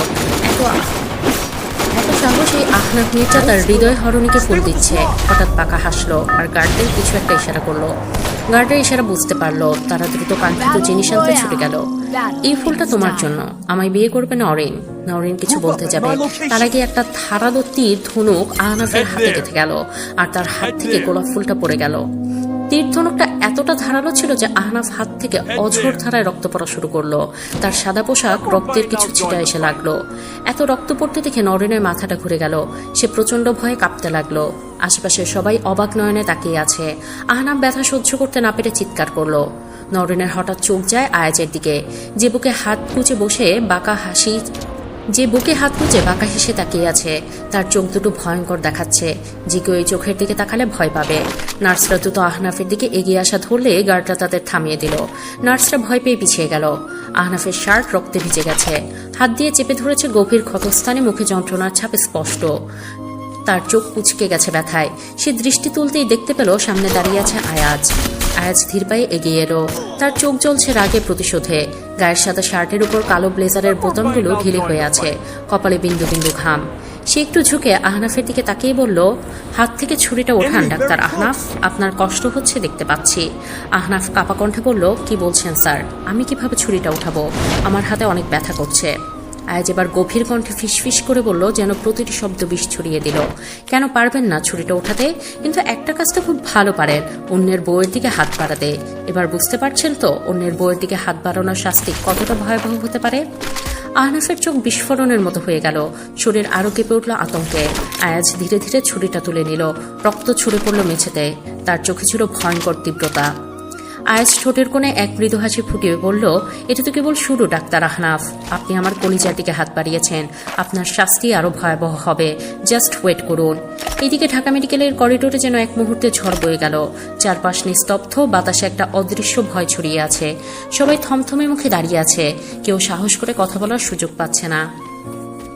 আহনাফ হতবাক হয়ে দাঁড়িয়ে আছে। তার শরীরে হালকা কাঁপুনি। সে বুঝতেই পারছে না কি ঘটছে। মানে কি বলছেন স্যার? আপনার কোথাও ভুল হচ্ছে। আয়াজ সামনে এগিয়ে এলো। তার চোখ রক্তিম হয়ে আছে। ঠোঁটের কোণে এক ভয়ঙ্কর হাসি। তার সেই হাসির শব্দে যেন পুরো ঢাকা মেডিকেলের সবাই আরেকবার কেঁপে উঠল। আয়াজ হাসতে হাসতে বলল, ভুল জিনিসটা আমার ডিকশনারিতে নেই। এই স্বরাষ্ট্রমন্ত্রী আয়াজ ইফতেখার চৌধুরী কখনো ভুল করে না। শেষের কথাটা সে এত জোরে চিৎকার করে বলল যে পুরো করিডোর মুহূর্তের জন্য স্তব্ধ হয়ে গেল। আশেপাশে দাঁড়িয়ে থাকা সবাই দম আটকে অপেক্ষা করতে লাগলো এরপর কি হতে যাচ্ছে। আহনাফ হতভম্ব। তার মনে একরাশ প্রশ্ন জমে উঠল, কিন্তু মুখ দিয়ে কিছুই বের হচ্ছে না। সে কিছু বলতে যাবে, ঠিক তখনই আয়াজ নওরিনের দিকে এক কঠিন দৃষ্টিতে তাকিয়ে বলল, আপনি জানেন ডাক্তার আহনাফ মির্জা আপনি কাকে বিয়ের প্রস্তাব দিয়েছেন? তারপর এক বাঁকা হাসি দিয়ে গার্ডদের দিকে ইশারা করলো। মুহূর্তের মধ্যে একজন গার্ড একটা আইডি কার্ড নিয়ে এগিয়ে এলো। ধীর পায়ে আয়াজ এগিয়ে এলো নওরিনের দিকে। তার গভীর চোখ যেন নওরিনের চোখের ভেতরে প্রবেশ করে সবকিছু বুঝে নিচ্ছে। নওরিন ধুকধুক করা হৃদয় নিয়ে পেছনে সরতে চাইল, কিন্তু পারল না। হঠাৎ আয়াজ এক ঝটকায় নওরিনের কোমর জড়িয়ে ধরে কাছে টেনে নিল। আশেপাশের সবাই বিস্ময়ে তাকিয়ে থাকলো। তারপর সে ধীরে ধীরে আইডি কার্ডটা নওরিনের গলায় পরিয়ে দিল। নওরিন হতভম্ব। আয়াজ চোখে তীক্ষ্ণ দৃষ্টি এনে বলল, এইবার আইডি কার্ডটা তোমার গলায় পারফেক্ট মানিয়েছে। আইডি কার্ডে শুধু তোমার নাম কেন থাকবে, আমার নামটাও না হয় জুড়ে যাক। তারপর ঠোঁটের কোণে এক রহস্যময় হাসি এনে ফিসফিস করে বলল, যতই হোক তুমি 3 বার কবুল বলে বিয়ে করেছ আমায়, তাই মিসেস চৌধুরী, কেমন লাগলো আমার প্রথম উপহার? নওরিনের মাথাটা ঘুরে উঠল। চারপাশের সবকিছু ঝাপসা দেখতে লাগলো। আর আয়াজ, তার চোখে এক ধরনের বিজয়ের দ্যুতি, যেন সে যা চেয়েছে তা ঠিক সেভাবেই পেয়েছে। ঢাকা মেডিকেলের নার্স থেকে শুরু করে ডাক্তাররা অবাক হয়ে তাকিয়ে রইল। কেউ নড়ছে না, কেউ কথা বলছে না, সবাই শুধু এক পলকে তাকিয়ে আছে নওরিনের গলায় ঝুলে থাকা সেই আইডি কার্ডের দিকে। গা ছমছম করা নীরবতার মধ্যে কার্ডের লেখাগুলো যেন আরো স্পষ্ট হয়ে ফুটে উঠল।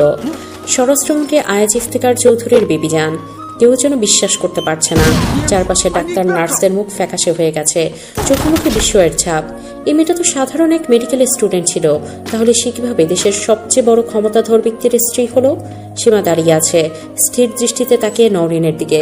তার ছোটবেলার ক্রাশ, সেই রহস্যময় অসম্ভব আকর্ষণীয় আয়াজ ইফতেখার, সে কিনা তার সবচেয়ে প্রিয় বান্ধবীর স্বামী।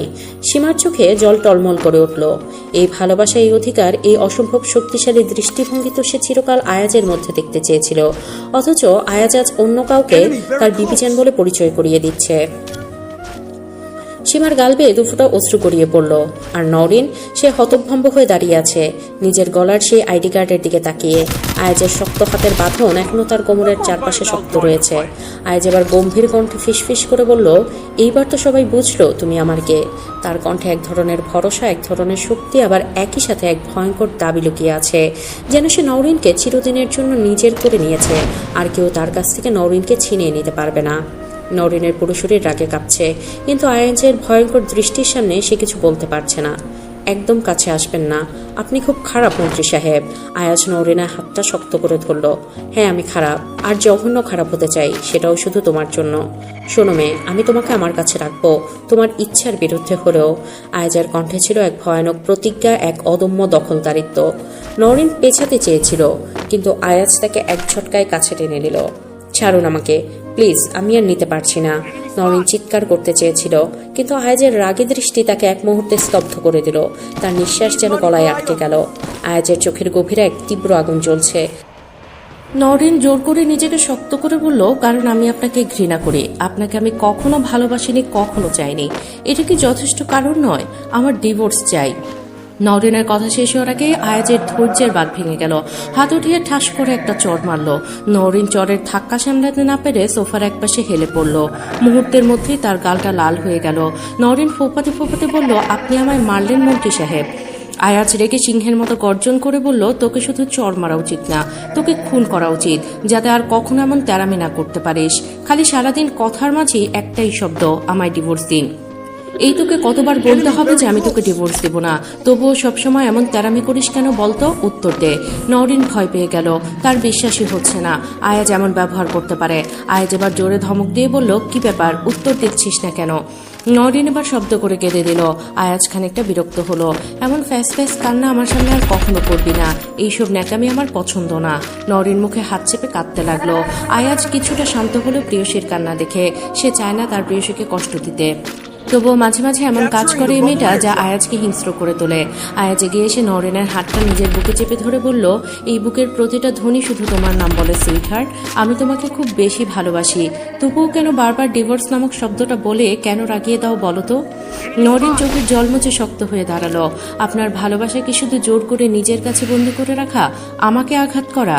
আয়াজের চোয়াল শক্ত হয়ে গেল। সে নওরিনের মুখটা দুহাতে চেপে ধরে বলল, আমি তোমায় যেতে দেব না নওরিন, তুমি শুধু আমার থেকে দূরে যাওয়ার কথা ভুলেও ভেবো না। নওরিন ধাক্কা দিয়ে আয়াজের হাত নিজের গাল থেকে সরিয়ে নিল। কষ্ট আর অপমানে তার পুরো শরীর কাঁপছিল। যদি সত্যিই আমায় ভালোবেসে থাকেন তাহলে আমায় মুক্ত করে দিন।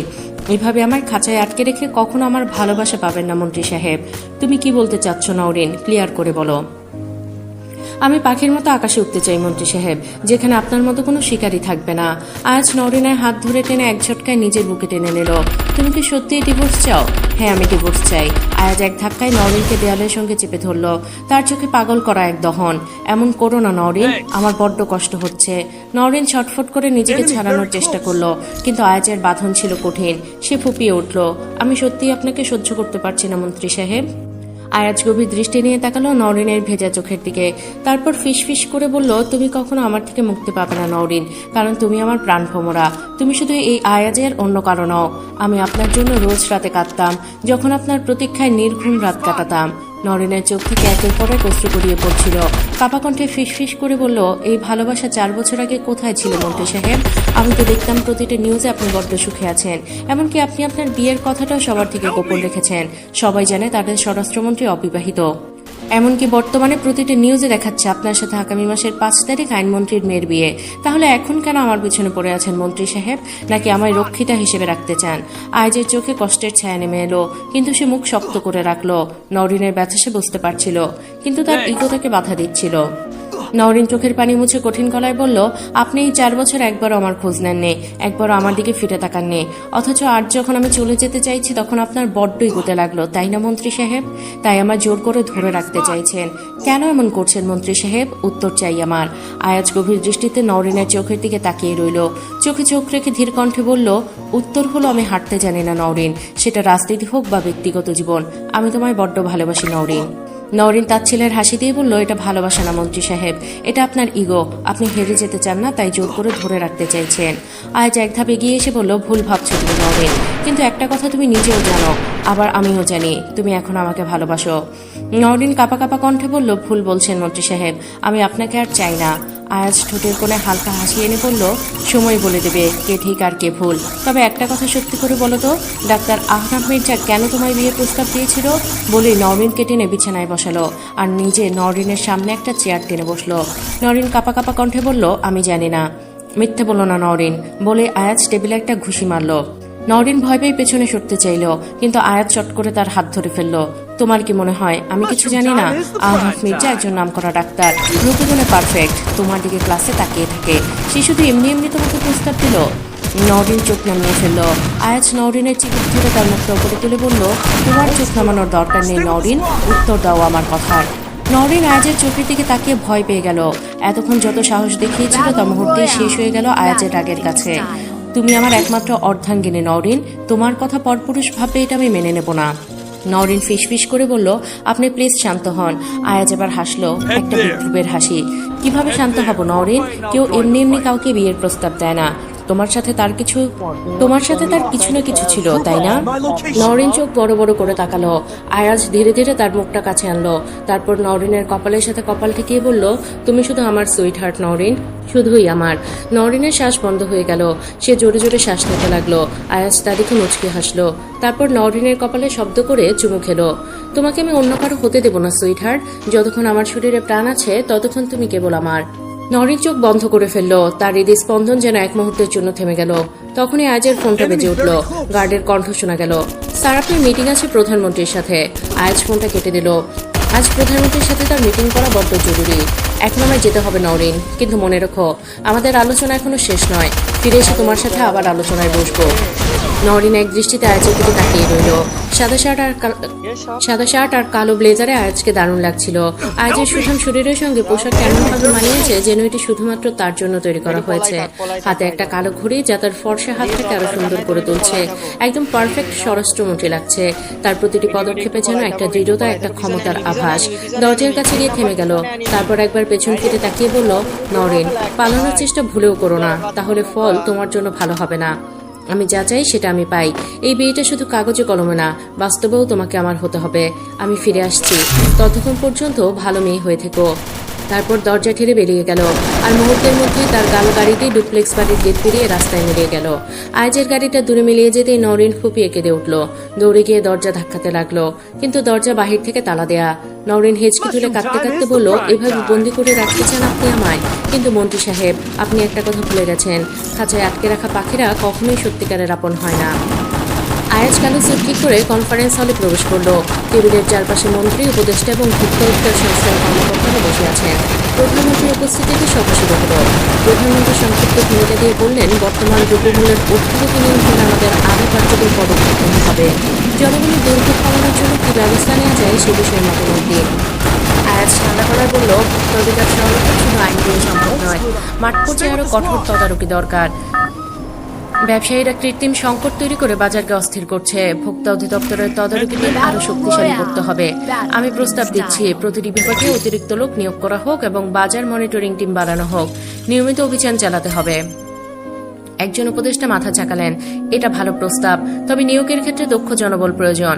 আয়াজ দৃঢ় কণ্ঠে বলল, সাধারণ মানুষ আজ ন্যায্য দামে পণ্য পাচ্ছে না, অথচ আমরা শুধু পরিকল্পনা নিয়ে বসে আছি। এটা চলতে পারে না। আমি চাই আগামী 1 সপ্তাহের মধ্যে প্রতিটি বাজারে বিশেষ টিম কাজ শুরু করুক। যদি কেউ মজুতদারি করে কৃত্রিম সংকট সৃষ্টি করে, তাদের বিরুদ্ধে কঠোর ব্যবস্থা নিতে হবে।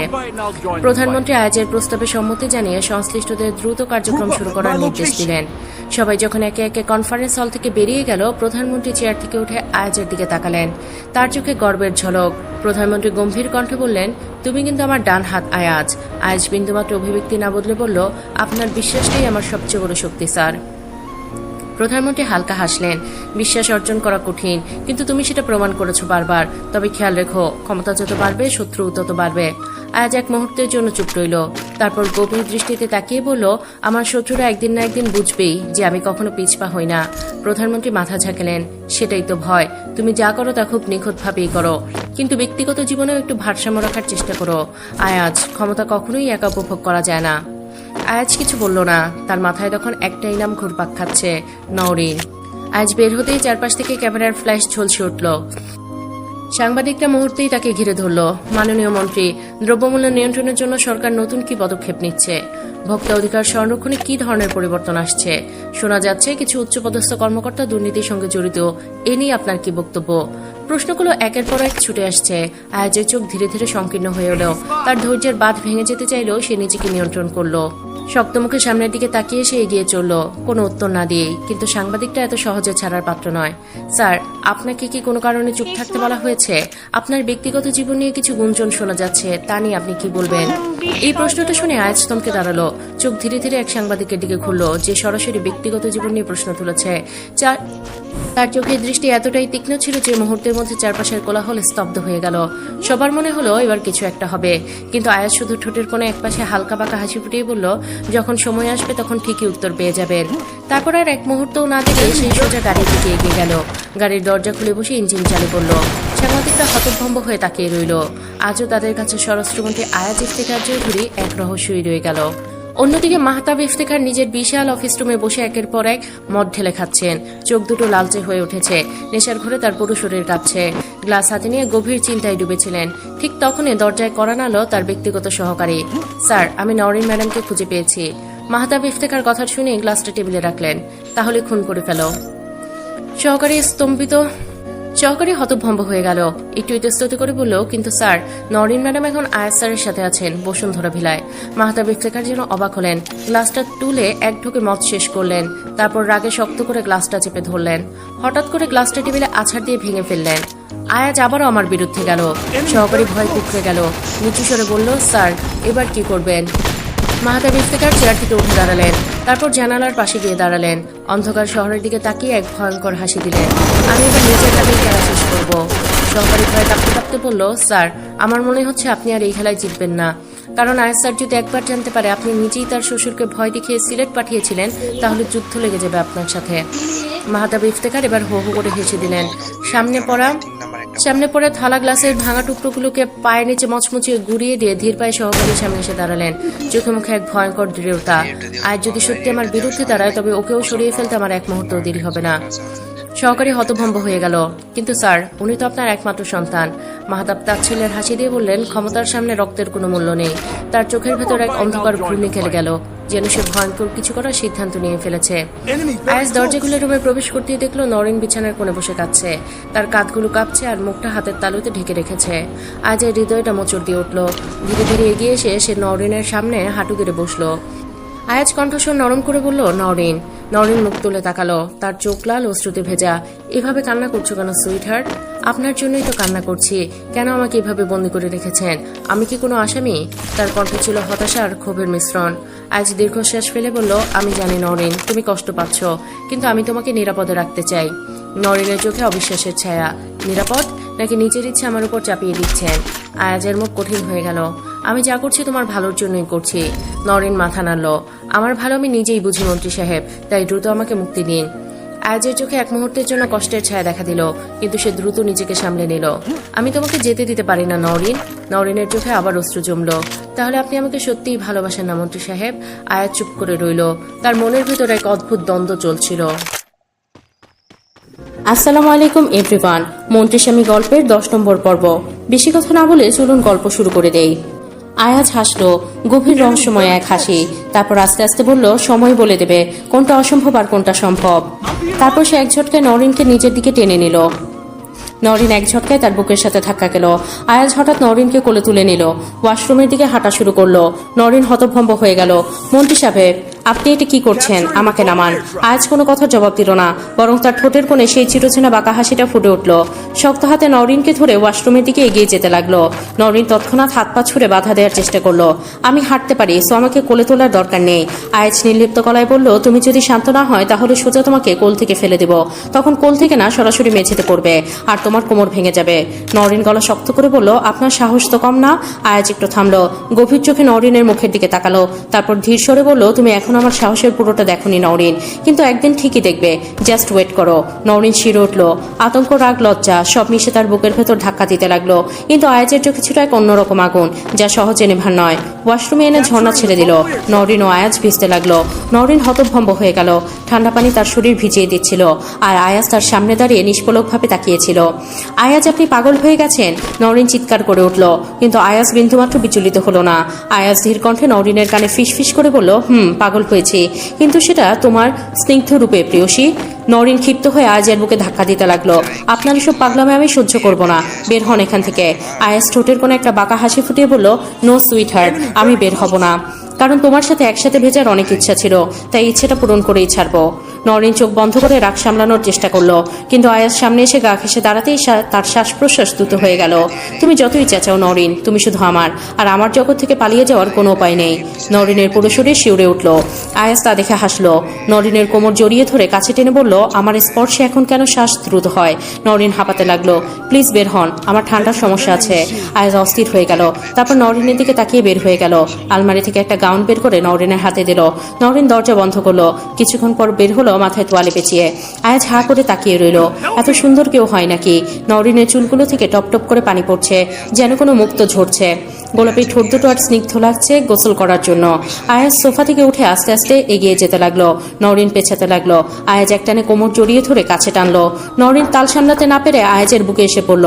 আয়াজ ফিসফিস করে বলল, ওহে প্রেয়সী, তোমার ভেজা চুলের স্নিগ্ধ রূপে আমি পাগল হয়ে যাচ্ছি। মন চায় তোমার ভেজা চুলের মাঝে ডুবে যেতে। নরিন কাপা কাপা গলায় বলল, মন্ত্রী সাহেব, আমি। আয়াজ ঠোঁটে আঙুল দিয়ে বলল, আর কোনো কথা নয়, আজকের মতো ছেড়ে দিলাম, কিন্তু ভবিষ্যতে ছাড়বো না প্রেয়সী। এবার নাস্তা খেতে চলো। নরিন নিজেকে ছাড়িয়ে নিয়ে সোজা রুম থেকে বের হয়ে গেল, যেন আয়াজের অনুভূতিগুলো উপেক্ষা করছে। আয়াজ কিছু না বলে চুপচাপ তার পেছনে হাঁটছিল, যেন সে সবকিছু জানে, কিন্তু কিছুই বলার দরকার। নরিন গম্ভীর মুখে সিঁড়ি দিয়ে নামতে লাগলো। সার্ভেন্টরা অবাক হয়ে একে অপরের দিকে তাকাচ্ছিল। কে এই মেয়ে তাদের মন্ত্রীর সাথে? তারা তো কখনো কোনো মেয়েকে এইভাবে আয়াজের এত কাছাকাছি দেখেনি। একজন কানে কানে বলল, এই মেয়ে কি তাহলে মন্ত্রীর? আরেকজন ফিসফিস করে বলল, বউ নাকি অন্য কেউ। নরিন তাদের দৃষ্টি উপেক্ষা করে ডাইনিং টেবিলে গিয়ে বসলো। আয়াজও তার পাশে বসলো, কিন্তু সার্ভেন্টদের কৌতূহলের চোখ তার নজর এড়ায়নি। এক পলক তাদের দিকে তাকিয়ে গম্ভীর কণ্ঠে বলল, এত কৌতূহল ভালো না, তোমরা তোমাদের কাজ করো, কুইক। সার্ভেন্টরা ভরকে গিয়ে দ্রুত যার যার কাজে ব্যস্ত হয়ে পড়ল, কিন্তু সবার মনে একই প্রশ্ন, কে এই রহস্যময়ী মেয়ে? আয়াজ ধীরে ধীরে নরিনের প্লেটে বিরিয়ানি তুলে দিল। তারপর নিজের হাতে চামচ তুলে নিয়ে বলল, মুখ খোলো। নরিন চোখ বড় বড় করে তাকিয়ে রইল। আমি নিজে খেতে পারবো। আয়াজ ঠোঁটের কোণে এক চিলতে হাসি টেনে বলল, জানি পারবে, কিন্তু আমি তোমাকে খাওয়াতে চাই, তাই দ্রুত মুখ খোলো। নরিন রাগে ফুসতে ফুসতে বলল, আমি আপনার দাসী নই যেভাবে। কথা শেষ করার আগে আয়াজ আলতো করে এক লোকমা বিরিয়ানি তার ঠোঁটের কাছে ধরল। নরিন গম্ভীর মুখে তাকিয়ে রইল, যেন এই মুহূর্তে সিদ্ধান্ত নিতে পারছে না। আয়াজ শান্ত স্বরে বলল, তুমি না খেলে আমিও খাবো না, কিন্তু তার চোখে ছিল কঠোর হুকুম। নরিন অসহায়ের মতো বিরিয়ানির লোকমাটা মুখে নিল। আয়াজ তৃপ্তির হাসি দিল। সার্ভেন্টরা দূর থেকে বিস্ময়ে তাকিয়েছিল, এমন দৃশ্য আগে কখনো দেখেনি কেউ। আয়াজ একে একে নরিনকে 2 প্লেট বিরিয়ানি খাইয়েছে। নরিনও না করতে পারেনি, কারণ আয়াজ বারবার আদরে গলায় বলছিল, আরেকটা লোকমা খাও নরিন, শুধু আরেকটা। কিন্তু যখন আয়াজ আরেক প্লেট নিতে গেল, তখন নরিন ধমক দিয়ে বলল, মন্ত্রী সাহেব, এবার থামুন, আমি আর একদমই খাবো না। আয়াজ ভ্রু উঁচিয়ে মুচকে হাসলো। 3 প্লেট না খেলে পেট ভরবে কি করে? নরিন চোখ বড় বড় করে তাকালো। পেট ভরবে না মানে? আমি মানুষ, কোনো হাতি নই। আয়াজ হেসে বলল, হাতি হলে ভালোই হতো, বেশি খেতে পারতে। বলে আরেকটা লোকমা সামনে ধরলো। নরিন চুপ করে রইল। আয়াজ চোখের ইশারায় লোকমাটা মুখে নিতে বলল। নরিন অসহায় মুখ করে লোকমাটা মুখে নিল আর কয়েক লোকমা নরিনের মুখে দিল। নরিন এবার কপালে হাত দিয়ে বিরক্তির শুরু করলো, এই মন্ত্রী সাহেব এবার থামেন, আমি কি হাতি নাকি যেভাবে খাওয়াচ্ছেন? আয়াজ মুচকি হেসে আরেক চামচ তুলে নিয়ে বলল, তুমি তো আমার রাজরানী, আর রাজরানীরা একটু বেশি খেলে ক্ষতি নেই। নরিন এবার সত্যি রেগে গেল। একটার পর একটা প্লেট নিয়ে আসছে। আমি কি আপনার হাতে বন্দি পাখি? আয়াজ চোখ শুরু করে বলল, পাখি তো নয়, কিন্তু যদি বলো তোমাকে মনের খাঁচায় বন্দি করে রাখবো। নরিন হতবাক হয়ে তাকিয়ে রইল। আয়াজ তখনও বিরিয়ানির প্লেটটা তার সামনে ধরেছে, চোখে ছিল সেই একই দৃঢ়তা। নরিন দাঁত চেপে বলল, আরেকটা চামচ দিলেই পুরো প্লেট উল্টে দেবো। আয়াজ শেষে বলল, বেশ ঠিক আছে, আজকে এই পর্যন্ত। নরিন মনে মনে হাফ ছেড়ে বাঁচলো, কিন্তু বুঝতে পারলো এই মন্ত্রী সাহেব সহজে হার মানার মানুষ নন। আয়াজ ঠোঁট কামড়ে দুষ্টু হাসি দিয়ে বলল, এবার আমাকে খাইয়ে দাও। নরিন রেগে তাকিয়ে রইল। আয়াজ সেসবে পাত্তা না দিয়ে খামখেয়ালি গলায় বলল, না খাইয়ে দিলে আজ ঢাকা মেডিকেলে ক্লাস করতেও যেতে পারবে না। নরিন চোখ বড় বড় করে তাকিয়ে বলল, আপনি কি সত্যিই মানুষ নাকি কোনো দানব? আয়াজ ঠোঁটের কোণে হাসি ঝুলিয়ে বলল, দানব হলে তো একটু ভয় পেতে, তাই না? নরিন রাগ চেপে বলল, আমি ক্লাস মিস করবো না, আর আপনাকে খাইয়েও দেবো না, বুঝলেন? আয়াজ হাত গুটিয়ে চেয়ার ঠেলে পিছিয়ে গিয়ে বলল, বেশ, তাহলে প্রস্তুত হও, কারণ আমি আজকেই তোমার অ্যাটেন্ডেন্স নিয়ে আসবো। নরিন ধপ করে চেয়ারে বসে বলল, মানে আপনি আবার কি উল্টাপাল্টা বলছেন?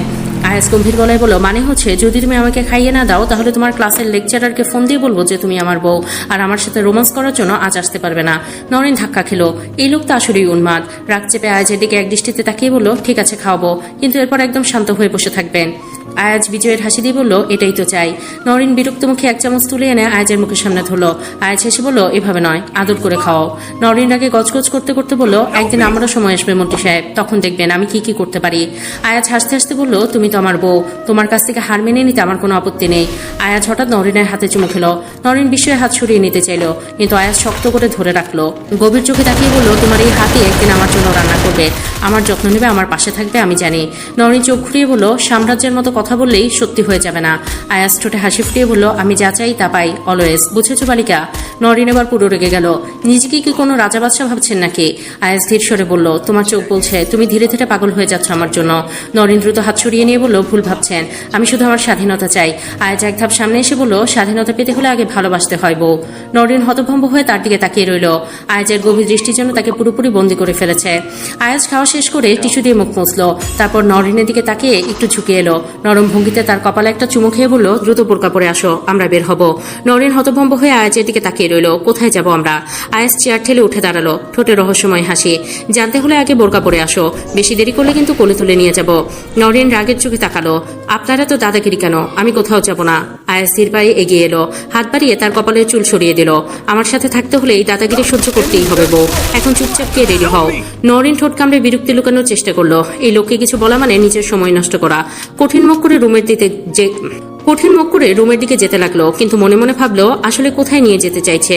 নরিন রেডি হয়ে বাইরে এলো। আকাশের আলো যেন সোনালি ভরে উঠেছিল, আর তার সামনে দাঁড়িয়েছিল আয়াজ। তার পরনে ছিল একটি কালো স্যুট, চমকানো সানগ্লাস চোখে।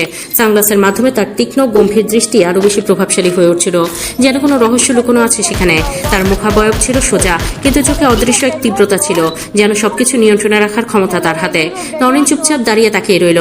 আয়াজ মুখে এক চিমটি হাসি ফুটিয়ে নরিনের দিকে এক পাইকেই বলল, গাড়িতে উঠো প্রেয়সী। নরিন কিছু না বলে ড্যাব ড্যাব করে কেবল তার সানগ্লাস পরা চোখের দিকে তাকিয়ে রইল, যেন একটা নতুন অধ্যায় শুরু হতে চলেছে। আয়াজ ও নরিন গাড়িতে উঠল এবং গাড়ি ধীরে ধীরে চলতে লাগলো। আয়াজ স্টিয়ারিং এ হাত রেখে গাড়ি চালাচ্ছিল, তার মুখে কোনো অনুভূতি ছিল না। নরিন কিছুক্ষণ চুপচাপ তাকিয়ে রইল আয়াজের মুখের দিকে। নরিন অবশেষে ভেঙে বলল, কোথায় যাচ্ছি আমরা? আয়াজ এক ঝলক তাকিয়ে বলল, তুমি জানতে চাও, কিন্তু এত সহজে জানা যাবে না। নরিন বিরক্তি নিয়ে বলল, আপনি কি আমাকে জিম্মি করে রাখতে চাচ্ছেন নাকি? আয়াজ একটু হাসলো। আসলে কখনো কখনো কাউকে একটু নিয়ন্ত্রণে রাখা দরকার। নরিন বুঝতে পারলো যে তারা এক অজানা পথে এগোচ্ছে। এবার সত্যিই জানার সময় এসেছে কোথায় নিয়ে যাচ্ছে আয়াজ তাকে। আয়াজ ঢাকা মেডিকেলের সামনে গাড়ি থামিয়ে ধীরে ধীরে হাত দিয়ে স্টিয়ারিং ঘুরিয়ে বলল, এসে গেছি, নেমে যাও, ক্লাস শেষ করে আমায় কল করো। নরিন কিছু না বলে মাথা নিচু করে এক মুহূর্ত চুপ রইল, তারপর দরজা খুলে বাইরে পা রাখলো। আয়াজ কিছু বলার বলার আগে গাড়ির দরজা বন্ধ হয়ে গেল। নরিন পা বাড়ালো মেডিকেলের দিকে, কিন্তু মনে মনে কিছু একটা ভেবেই চলছিল। আয়াজ গাড়ির জানালা দিয়ে একবার নরিনকে দেখলো, তারপর দীর্ঘশ্বাস ফেলে গাড়ি চালিয়ে চলে গেল। তার মনের মধ্যে অজানা কিছু ছিল, কিছু যার সাথে তার অনুভূতিগুলোর গভীর সম্পর্ক ছিল। গাড়ি নির্বাচন অফিসের সামনে এগিয়ে যাচ্ছিল, কিন্তু আয়াজের মনে সেই পুরনো প্রশ্নগুলো আবার ফিরে আসছিল। কি অপেক্ষা করছে তার সামনে? বিমানবন্দরের বিশাল কাচের দেয়ালের ওপারে সকালের আলো মিটমিট করছে, লোকজন আসা যাওয়া করছে, ঘোষণা চলছে স্পিকারে। নরিন একপাশে দাঁড়িয়ে বিরক্ত মুখে ফোনের স্ক্রিনে তাকিয়ে আছে। দীর্ঘ সময় অপেক্ষার পরও ইলহাম এখনো বের হয়নি। চোখের সামনে মানুষজন বেরিয়ে আসছে, কিন্তু ওর জন্য যে অপেক্ষা করছে তার দেখা নেই। শয়তানটা কি প্লেনে বসেই ঘুমিয়ে পড়লো নাকি? নরিন বিড়বিড় করলো। হঠাৎ করে ভিড় ঠেলে এক ছেলেকে বেরিয়ে আসতে দেখা গেল। লম্বা সুঠাম গরম কালো শার্টের উপর ধূসর জ্যাকেট, চুলগুলো একদম পারফেক্ট ভাবে এলোমেলো, চোখে কালো সানগ্লাস, হাতে ট্রলি ব্যাগ, ঠোঁটের কোণে বাঁকা হাসি। ইলহাম নরিনের দিকে এক ঝলক তাকিয়ে চশমাটা খুললো। এক সেকেন্ডের মধ্যে ইলহাম সামনে এসে দাঁড়ালো। এক ঝটকায় নরিনকে টেনে শক্ত করে জড়িয়ে ধরলো। ঝোঁক দুটি পরেই কেমন আছিস? ইলহামের কণ্ঠে সেই চিরচেনা দুষ্টুমি। নরিন হতভম্ব হয়ে গেল। কয়েক সেকেন্ড সে কিছুই বুঝতে পারলো না, তারপর ঠেলে সরিয়ে দিল ইলহামকে। ভালো আছি শয়তান, নাক উঁচু করে বলল সে। ইলহাম ভ্রু উঁচু করলো। শয়তান? আমি ভাবলাম তুই আমাকে মিস করেছিস। স্বপ্নেও না। আরে তাহলে এতক্ষণ ধরে আমার জন্য এখানে বসে কি করছিলি? তোমার জন্য না, আমি তো এসেছিলাম অন্য কাজে। ওই তো পুরনো অভ্যাস এখনো গেল না। আগে আমার সাথে কথা না বললে তোর দিন কাটতো না, আর এখন এমন ভাব করছিস। নরিন মুখ গম্ভীর করে বলল, আমি কি ছোট বাচ্চা নাকি? এখন আমার অনেক দায়িত্ব, সময় নেই তোমার সাথে হাসাহাসি করার। হা যতই সিরিয়াস হওয়ার চেষ্টা করিস, তোর ওই মুখ দেখে তো মনে হচ্ছে না। ইলু, তুমি কি সারা জীবন আমার মাথার উপর ঝাঁপিয়ে পড়বে? হ্যাঁ, কারণ আমি তোর একমাত্র ইলু, তাই এটা ভুলে যাস না। নরিন বিরক্ত হয়ে বলল, যদি ইলু হও তাহলে একটু দূরে দাঁড়াও তো। এক কাজ করি, আগে ভালো খাবার খাই, তারপর বসে বসে তোকে নিয়ে ঝগড়া করব। নরিন হাফ ছেড়ে বলল, চলো। ইলহাম লাগেজ টেনে নিল, আর নরিন মুখ গম্ভীর করে থাকলেও তার ঠোঁটের কোণে লুকোনো হাসিটা ঠিকই ধরা পড়ছিল। বিমানবন্দরের বাইরে ঠান্ডা বাতাস বইছে, চারপাশে গাড়ির ভিড়, ট্যাক্সি চালকরা যাত্রী ডাকছে। ইলহাম ট্রলি ব্যাগটা থামিয়ে কপালে ভাঁজ ফেলে নরিনের দিকে তাকালো। এই বাবা আমার জন্য গাড়ি পাঠায়নি? নরিন ঠোঁট বাঁকিয়ে ভেঙচি কাটলো। না, বড় চাচা বলেছে তোমাকে বাসে যেতে। ইলহামের চোখ বড় হয়ে গেল। মানে আমি বাসে চড়বো? শুনে তো শরীর গুলিয়ে আসতেছে। নরিন মজা পেয়ে বলল, ঢং যত সব। তুই এটা নিয়ে মজা করছিস? আমি বাসে উঠে ভিড়ের মধ্যে দাঁড়িয়ে থাকবো, মানুষ যদি সেলফি তোলে তখন কি হবে? তোমার এত আত্মবিশ্বাস, কি বা রঙের চেহারা, নাম রাখছে তার পেয়ারা। ইলহাম গম্ভীর মুখে বলল, তাহলে এক কাজ কর, তুই বাসে চল আমার সাথে। নরিন সাথে সাথে পিছিয়ে গেল। ওরে বাবা, আমি আবার বাসে করে যাবো কেন? ইলহাম হাসলো। মানে তোর ইজ্জত আছে আর আমার নেই? নরিন চোখ উল্টে বলল, আচ্ছা ঠিক আছে, তুমি একা যাও, আমি তোমাদের বাসায় গিয়ে তোমাকে 1 কাপ গরম চা বানিয়ে দেবো। ইলহাম হাত গুটিয়ে বলল, তোর হাতে বানানো চা? তার চেয়ে বরং আমি 10 দিন না খেয়ে থাকবো। নরিন রেগে গেল, ইলহামের পিঠে কিল খুশি দিতে লাগলো। ইলহাম হাসতে লাগলো। আয়াজ তখন নির্বাচন অফিসে ব্যস্ত ছিল, সামনে অনেক লোক, ক্যামেরা, মাইক্রোফোন, সবকিছু মিলিয়ে চারদিক সরগরম। হঠাৎ তার ব্যক্তিগত বডিগার্ডের ফোন এলো। স্যার, ম্যাডাম এখন আপনার চিরছোট ইলহাম খানের সঙ্গে আছেন। আয়াজ মুহূর্তের মধ্যে থমকে গেল, এক হাতে ফোন চেপে ধরলো, আরেক হাতে কলমটাকে শক্ত করে ধরলো। মুখটা ধীরে ধীরে কঠিন হয়ে গেল। তুই কি বললি? ইলহাম কবে ফিরল? তার কণ্ঠ গভীর হয়ে উঠল, যেন আগুনের নিচে চাপা দেওয়া কয়লার মতন কিছু চলছে। জি স্যার, আমি নিজের চোখে দেখেছি, তারা একসাথে এসেছেন, হাসছিল। আয়াজের চোখে মুখে মুহূর্তের মধ্যে যেন ঝড় বয়ে গেল। নির্বাচনের কাগজপত্র, সাইন করা ফাইল, সাংবাদিকদের উপস্থিতি, সবকিছু যেন এক ঝটকায় অপ্রাসঙ্গিক হয়ে গেল। তার ছোট্ট ইলহাম খান আর নরিন একসঙ্গে হাসছে। গভীর শ্বাস নিয়ে সে এক মুহূর্তের জন্য নিজেকে সামলানোর চেষ্টা করলো, কিন্তু মুঠি শক্ত হয়ে উঠল। চারপাশে সবাই হয়তো ভাবলো আয়াজ চিন্তিত নির্বাচন নিয়ে, কিন্তু বাস্তবতা একেবারে অন্যরকম ছিল। সে ধীর গলায় বলল, ওদের উপর নজর রাখ, আমি আসছি। তারপর ফোন কেটে দিয়ে আয়াজ ঠান্ডা চোখে সামনের কাগজপত্রের দিকে তাকালো। এখন নির্বাচনের দিকে জরুরি হয়ে উঠেছে আরেকটা যুদ্ধ, একটা ব্যক্তিগত যুদ্ধ। কিছুক্ষণ পর আয়াজ গাড়ির জানালার কাছ নামিয়ে বসেছিল, তার চোখ ছিল সামনের দিকে, কিন্তু মন পড়েছিল ফোনের সেই কথাগুলোতে। নরিন ইলহামের সঙ্গে আছে। গাড়ির গতি ধীর হতেই সে দেখলো নরিন রাস্তার এক পাশে দাঁড়িয়ে আছে, পাশে ইলহাম খান। নরিন হেসে কথা বলছিল, আর মুহূর্তের মধ্যে সে ইলহামের গালে একটা চিমটি কেটে দিল। ইলহাম বিরক্ত হয়ে কিছু বলল, আর নরিন হাসতে লাগলো। আয়াস চুপচাপ দেখলো, ভেতরে যেন এক অগ্নিকুণ্ড চলছিল, কিন্তু মুখে কোনো অনুভূতি দেখা টানলো না। গাড়ির ভিতরে ঠান্ডা এসি হাওয়া আর বাইরের কোলাহলের মাঝে এক অদ্ভুত শূন্যতা তৈরি হলো। সে কিছু বলল না। গাড়ির ভেতরে হাতের মুঠিটা শক্ত হয়ে এলো, কিন্তু সে মুখে এক ফোঁটা অভিব্যক্তি ফুটতে দিল না। গভীর দৃষ্টিতে তাকিয়ে রইল। আর নরিন অন্য কারোর সঙ্গে এত হাসছে, তাও এত স্বাভাবিকভাবে। কই, তার সাথে তেমন হাসে না। সে একটা দীর্ঘশ্বাস নিল, ঠোঁট কামড়ে ধরলো, যেন ভেতরে রাখকে কোনোভাবে আটকে রাখতে চায়। তারপর এক মুহূর্ত অপেক্ষা না করে গাড়ির জানালা তুলে দিল, কিন্তু মাথার ভেতর থেকে দৃশ্যটা আর যাচ্ছিল না। নরিনের হাসি, ইলহামের সঙ্গে তার সেই স্বাভাবিক বন্ধুত্ব, আর গালের সেই টান। নরিন একটু দাঁড়াতে বলে কোথায় যেন চলে গেল। ইলহাম বিরক্ত মুখে ফোন বের করে দেখলো চার্জ শেষ। ইলহাম নিজেকে বলল, ওই মেয়েটা একবার গেলে আর ফিরতে চায় না। তারপর চোখ ঘুরিয়ে খুঁজতে লাগলো। হঠাৎ নরিন মনে করে এক মেয়ের হাত ধরে টান দিয়ে বলল, এই তুই এখানে দাঁড়িয়ে কেন, চল। মেয়ে হতভম্ব হয়ে বলল, এক্সকিউজ মি, আপনি কে? ইলহাম ধাক্কা খেলো। ধীরে ধীরে মেয়েটার দিকে তাকিয়ে বলল, এ তো নরিন না। মেয়েটা কপালে ভাঁজ ফেলে অবাক দৃষ্টিতে তাকিয়ে আছে। পরিপাটি কালো বোরকা পরা, চোখে চশমা, পোশাকে রাজকীয় ভাব। ইলহাম হতভম্ব হয়ে হাত ছেড়ে দিয়ে বলল, ওহ আমি আসলে মেয়েটা ধাক্কা দিয়ে হাত ছেড়িয়ে নিয়ে বলল, আপনার সাহস তো কম না, একটা মেয়েকে নাগাদ দেখেই টান দিয়ে নিয়ে যাচ্ছেন। ইলহামের মুখে রাগ লাল হয়ে গেল। মনে মনে বলল, এই মেয়েটার এত সাহস, আমার সাথে এইভাবে কথা বলছে। নিজেকে সামলে ইলহাম ঠান্ডা গলায় বলল, আমি ভুল করে ধরেছি, আর এই ভুল সবাই করতে পারে, এতে এত রাগের কি আছে? মেয়েটারও চটিকেই বলল, তাহলে আপনাকে কেউ না দেখে চুল ধরে টানলে কেমন লাগবে? ইলহাম রাগে দাঁত চেপে বলল, কি বললে তুমি? মেয়েটা রেগে বলল, এই একটা অপরিচিত মেয়েকে তুমি বলতে লজ্জা করে না? ইলহাম মেয়েটার হাত টেনে কোমর জড়িয়ে ধরে বলল, না করে না। মেয়েটা রেগে চড় মারল, অসভ্য ছেলে, আমার কোমরে ধরেছেন কেন? ইলহাম রেগে পুরো আগুন হয়ে গেল। অন্যদিকে আয়াজ এক ঝটকায় নরেনের হাত চেপে ধরল, শক্ত হাত, যেন আর এক মুহূর্তেও সময় নষ্ট করবে না। ছাড়ুন, আপনি পাগল নাকি? বলে হাত ছাড়ানোর চেষ্টা করলো, কিন্তু আয়াজ নির্বিকার, সোজা টেনে নিয়ে যেতে লাগলো। নরেন বাধা দিতে চাইল, কিন্তু আয়াজের শক্ত হাতের বাঁধনে কোনো লাভ হলো না। নরেন এবার জোরে চেঁচিয়ে উঠে বলল, মন্ত্রী সাহেব আপনি ঠিক আছেন তো? আশেপাশে কিছু মানুষ কৌতূহলী দৃষ্টিতে তাকাচ্ছিল, কিন্তু আয়াজ যেন কিছুই দেখছে না। গাড়ির দরজা খুলে এক ধাক্কায় নরেনকে ভেতরে বসিয়ে দিল। নরেন তীক্ষ্ণ কণ্ঠে বলে উঠল, উফ, এটা কোনো ব্যবহার হলো? কিন্তু আয়াজ ততক্ষণে দরজা বন্ধ করে দিয়েছে। গাড়ির ভেতর নীরবতা নেমে এলো, শুধু আয়াজের ধপধপে চোখ জ্বলছে। নরেন রাগে গজগজ করতে করতে বলল, এভাবে টেনে আনলেন কেন? আয়াজ ধীর কণ্ঠে বলল, কারণ তুমি আমার, আর আমি কাউকে আমার জিনিস ছুতে চাই না। কিছুক্ষণ পর আয়াজ আর কোনো কথা না বলে জোরে জোরে গাড়ি চালিয়ে যাচ্ছিল। নরিন একবার আয়াজের দিকে তাকালো, তার চোখে প্রচন্ড রাগ, কিন্তু নরিনের মনে এক অজানা আতঙ্ক। আয়াজের মুখ কঠিন, চোয়াল শক্ত, চোখ মুখে প্রচন্ড আগ্রাসী ভাব। সূর্যের আলোগুলো দ্রুত পেছনে ফেলে গাড়ি এগিয়ে যাচ্ছিল। নরিন কয়েকবার বলল, গাড়ি ধীরে চালান, কিন্তু আয়াজ কোনো উত্তর দিল না, যেন তার রাগ নিয়ন্ত্রণের বাইরে চলে গেছে। অবশেষে গাড়ি বাড়ির সামনে গিয়ে বিকট শব্দে থামলো। ব্রেকের ধাক্কায় নরিন সামনের দিকে হেলে গেল। আয়াজ দ্রুত দরজা খুলে বাইরে নামলো। তারপর নরিনের পাশে দরজাটা খুলে জোরে বলল, নামো। নরিন গা ঝাড়া দিয়ে বলল, আমি নামবো না। আয়াজ কিছু না বলে হাত বাড়িয়ে দিল। নরিন পিছিয়ে যেতে চাইল, কিন্তু আয়াজ তার হাত ধরে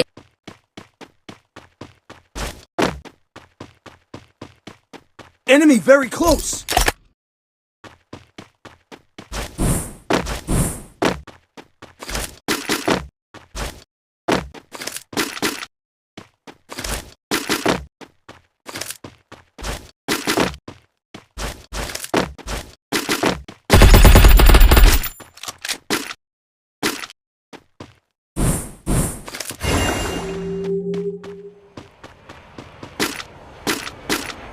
Capturing the bubble airdrop!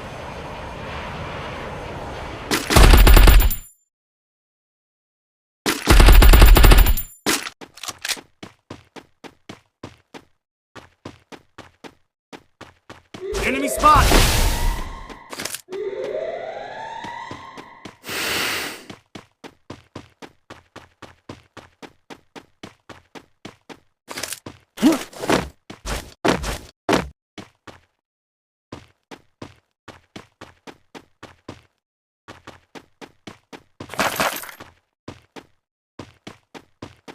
Enemy spot! Oh!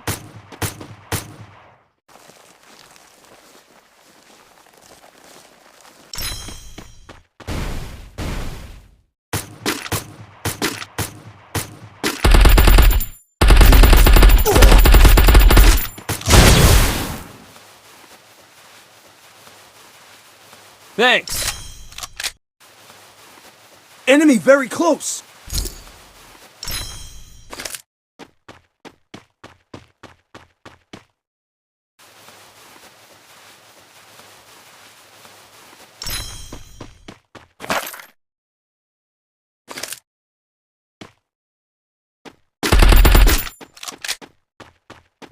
Enemy spotted.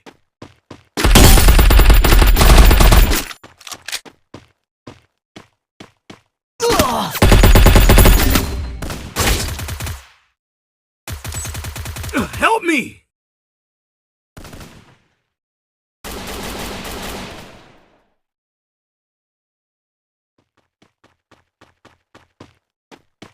Enemy spotted!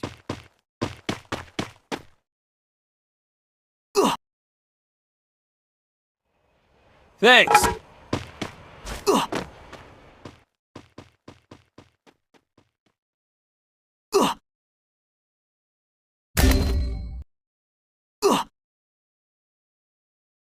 Enemy spotted! Ooh.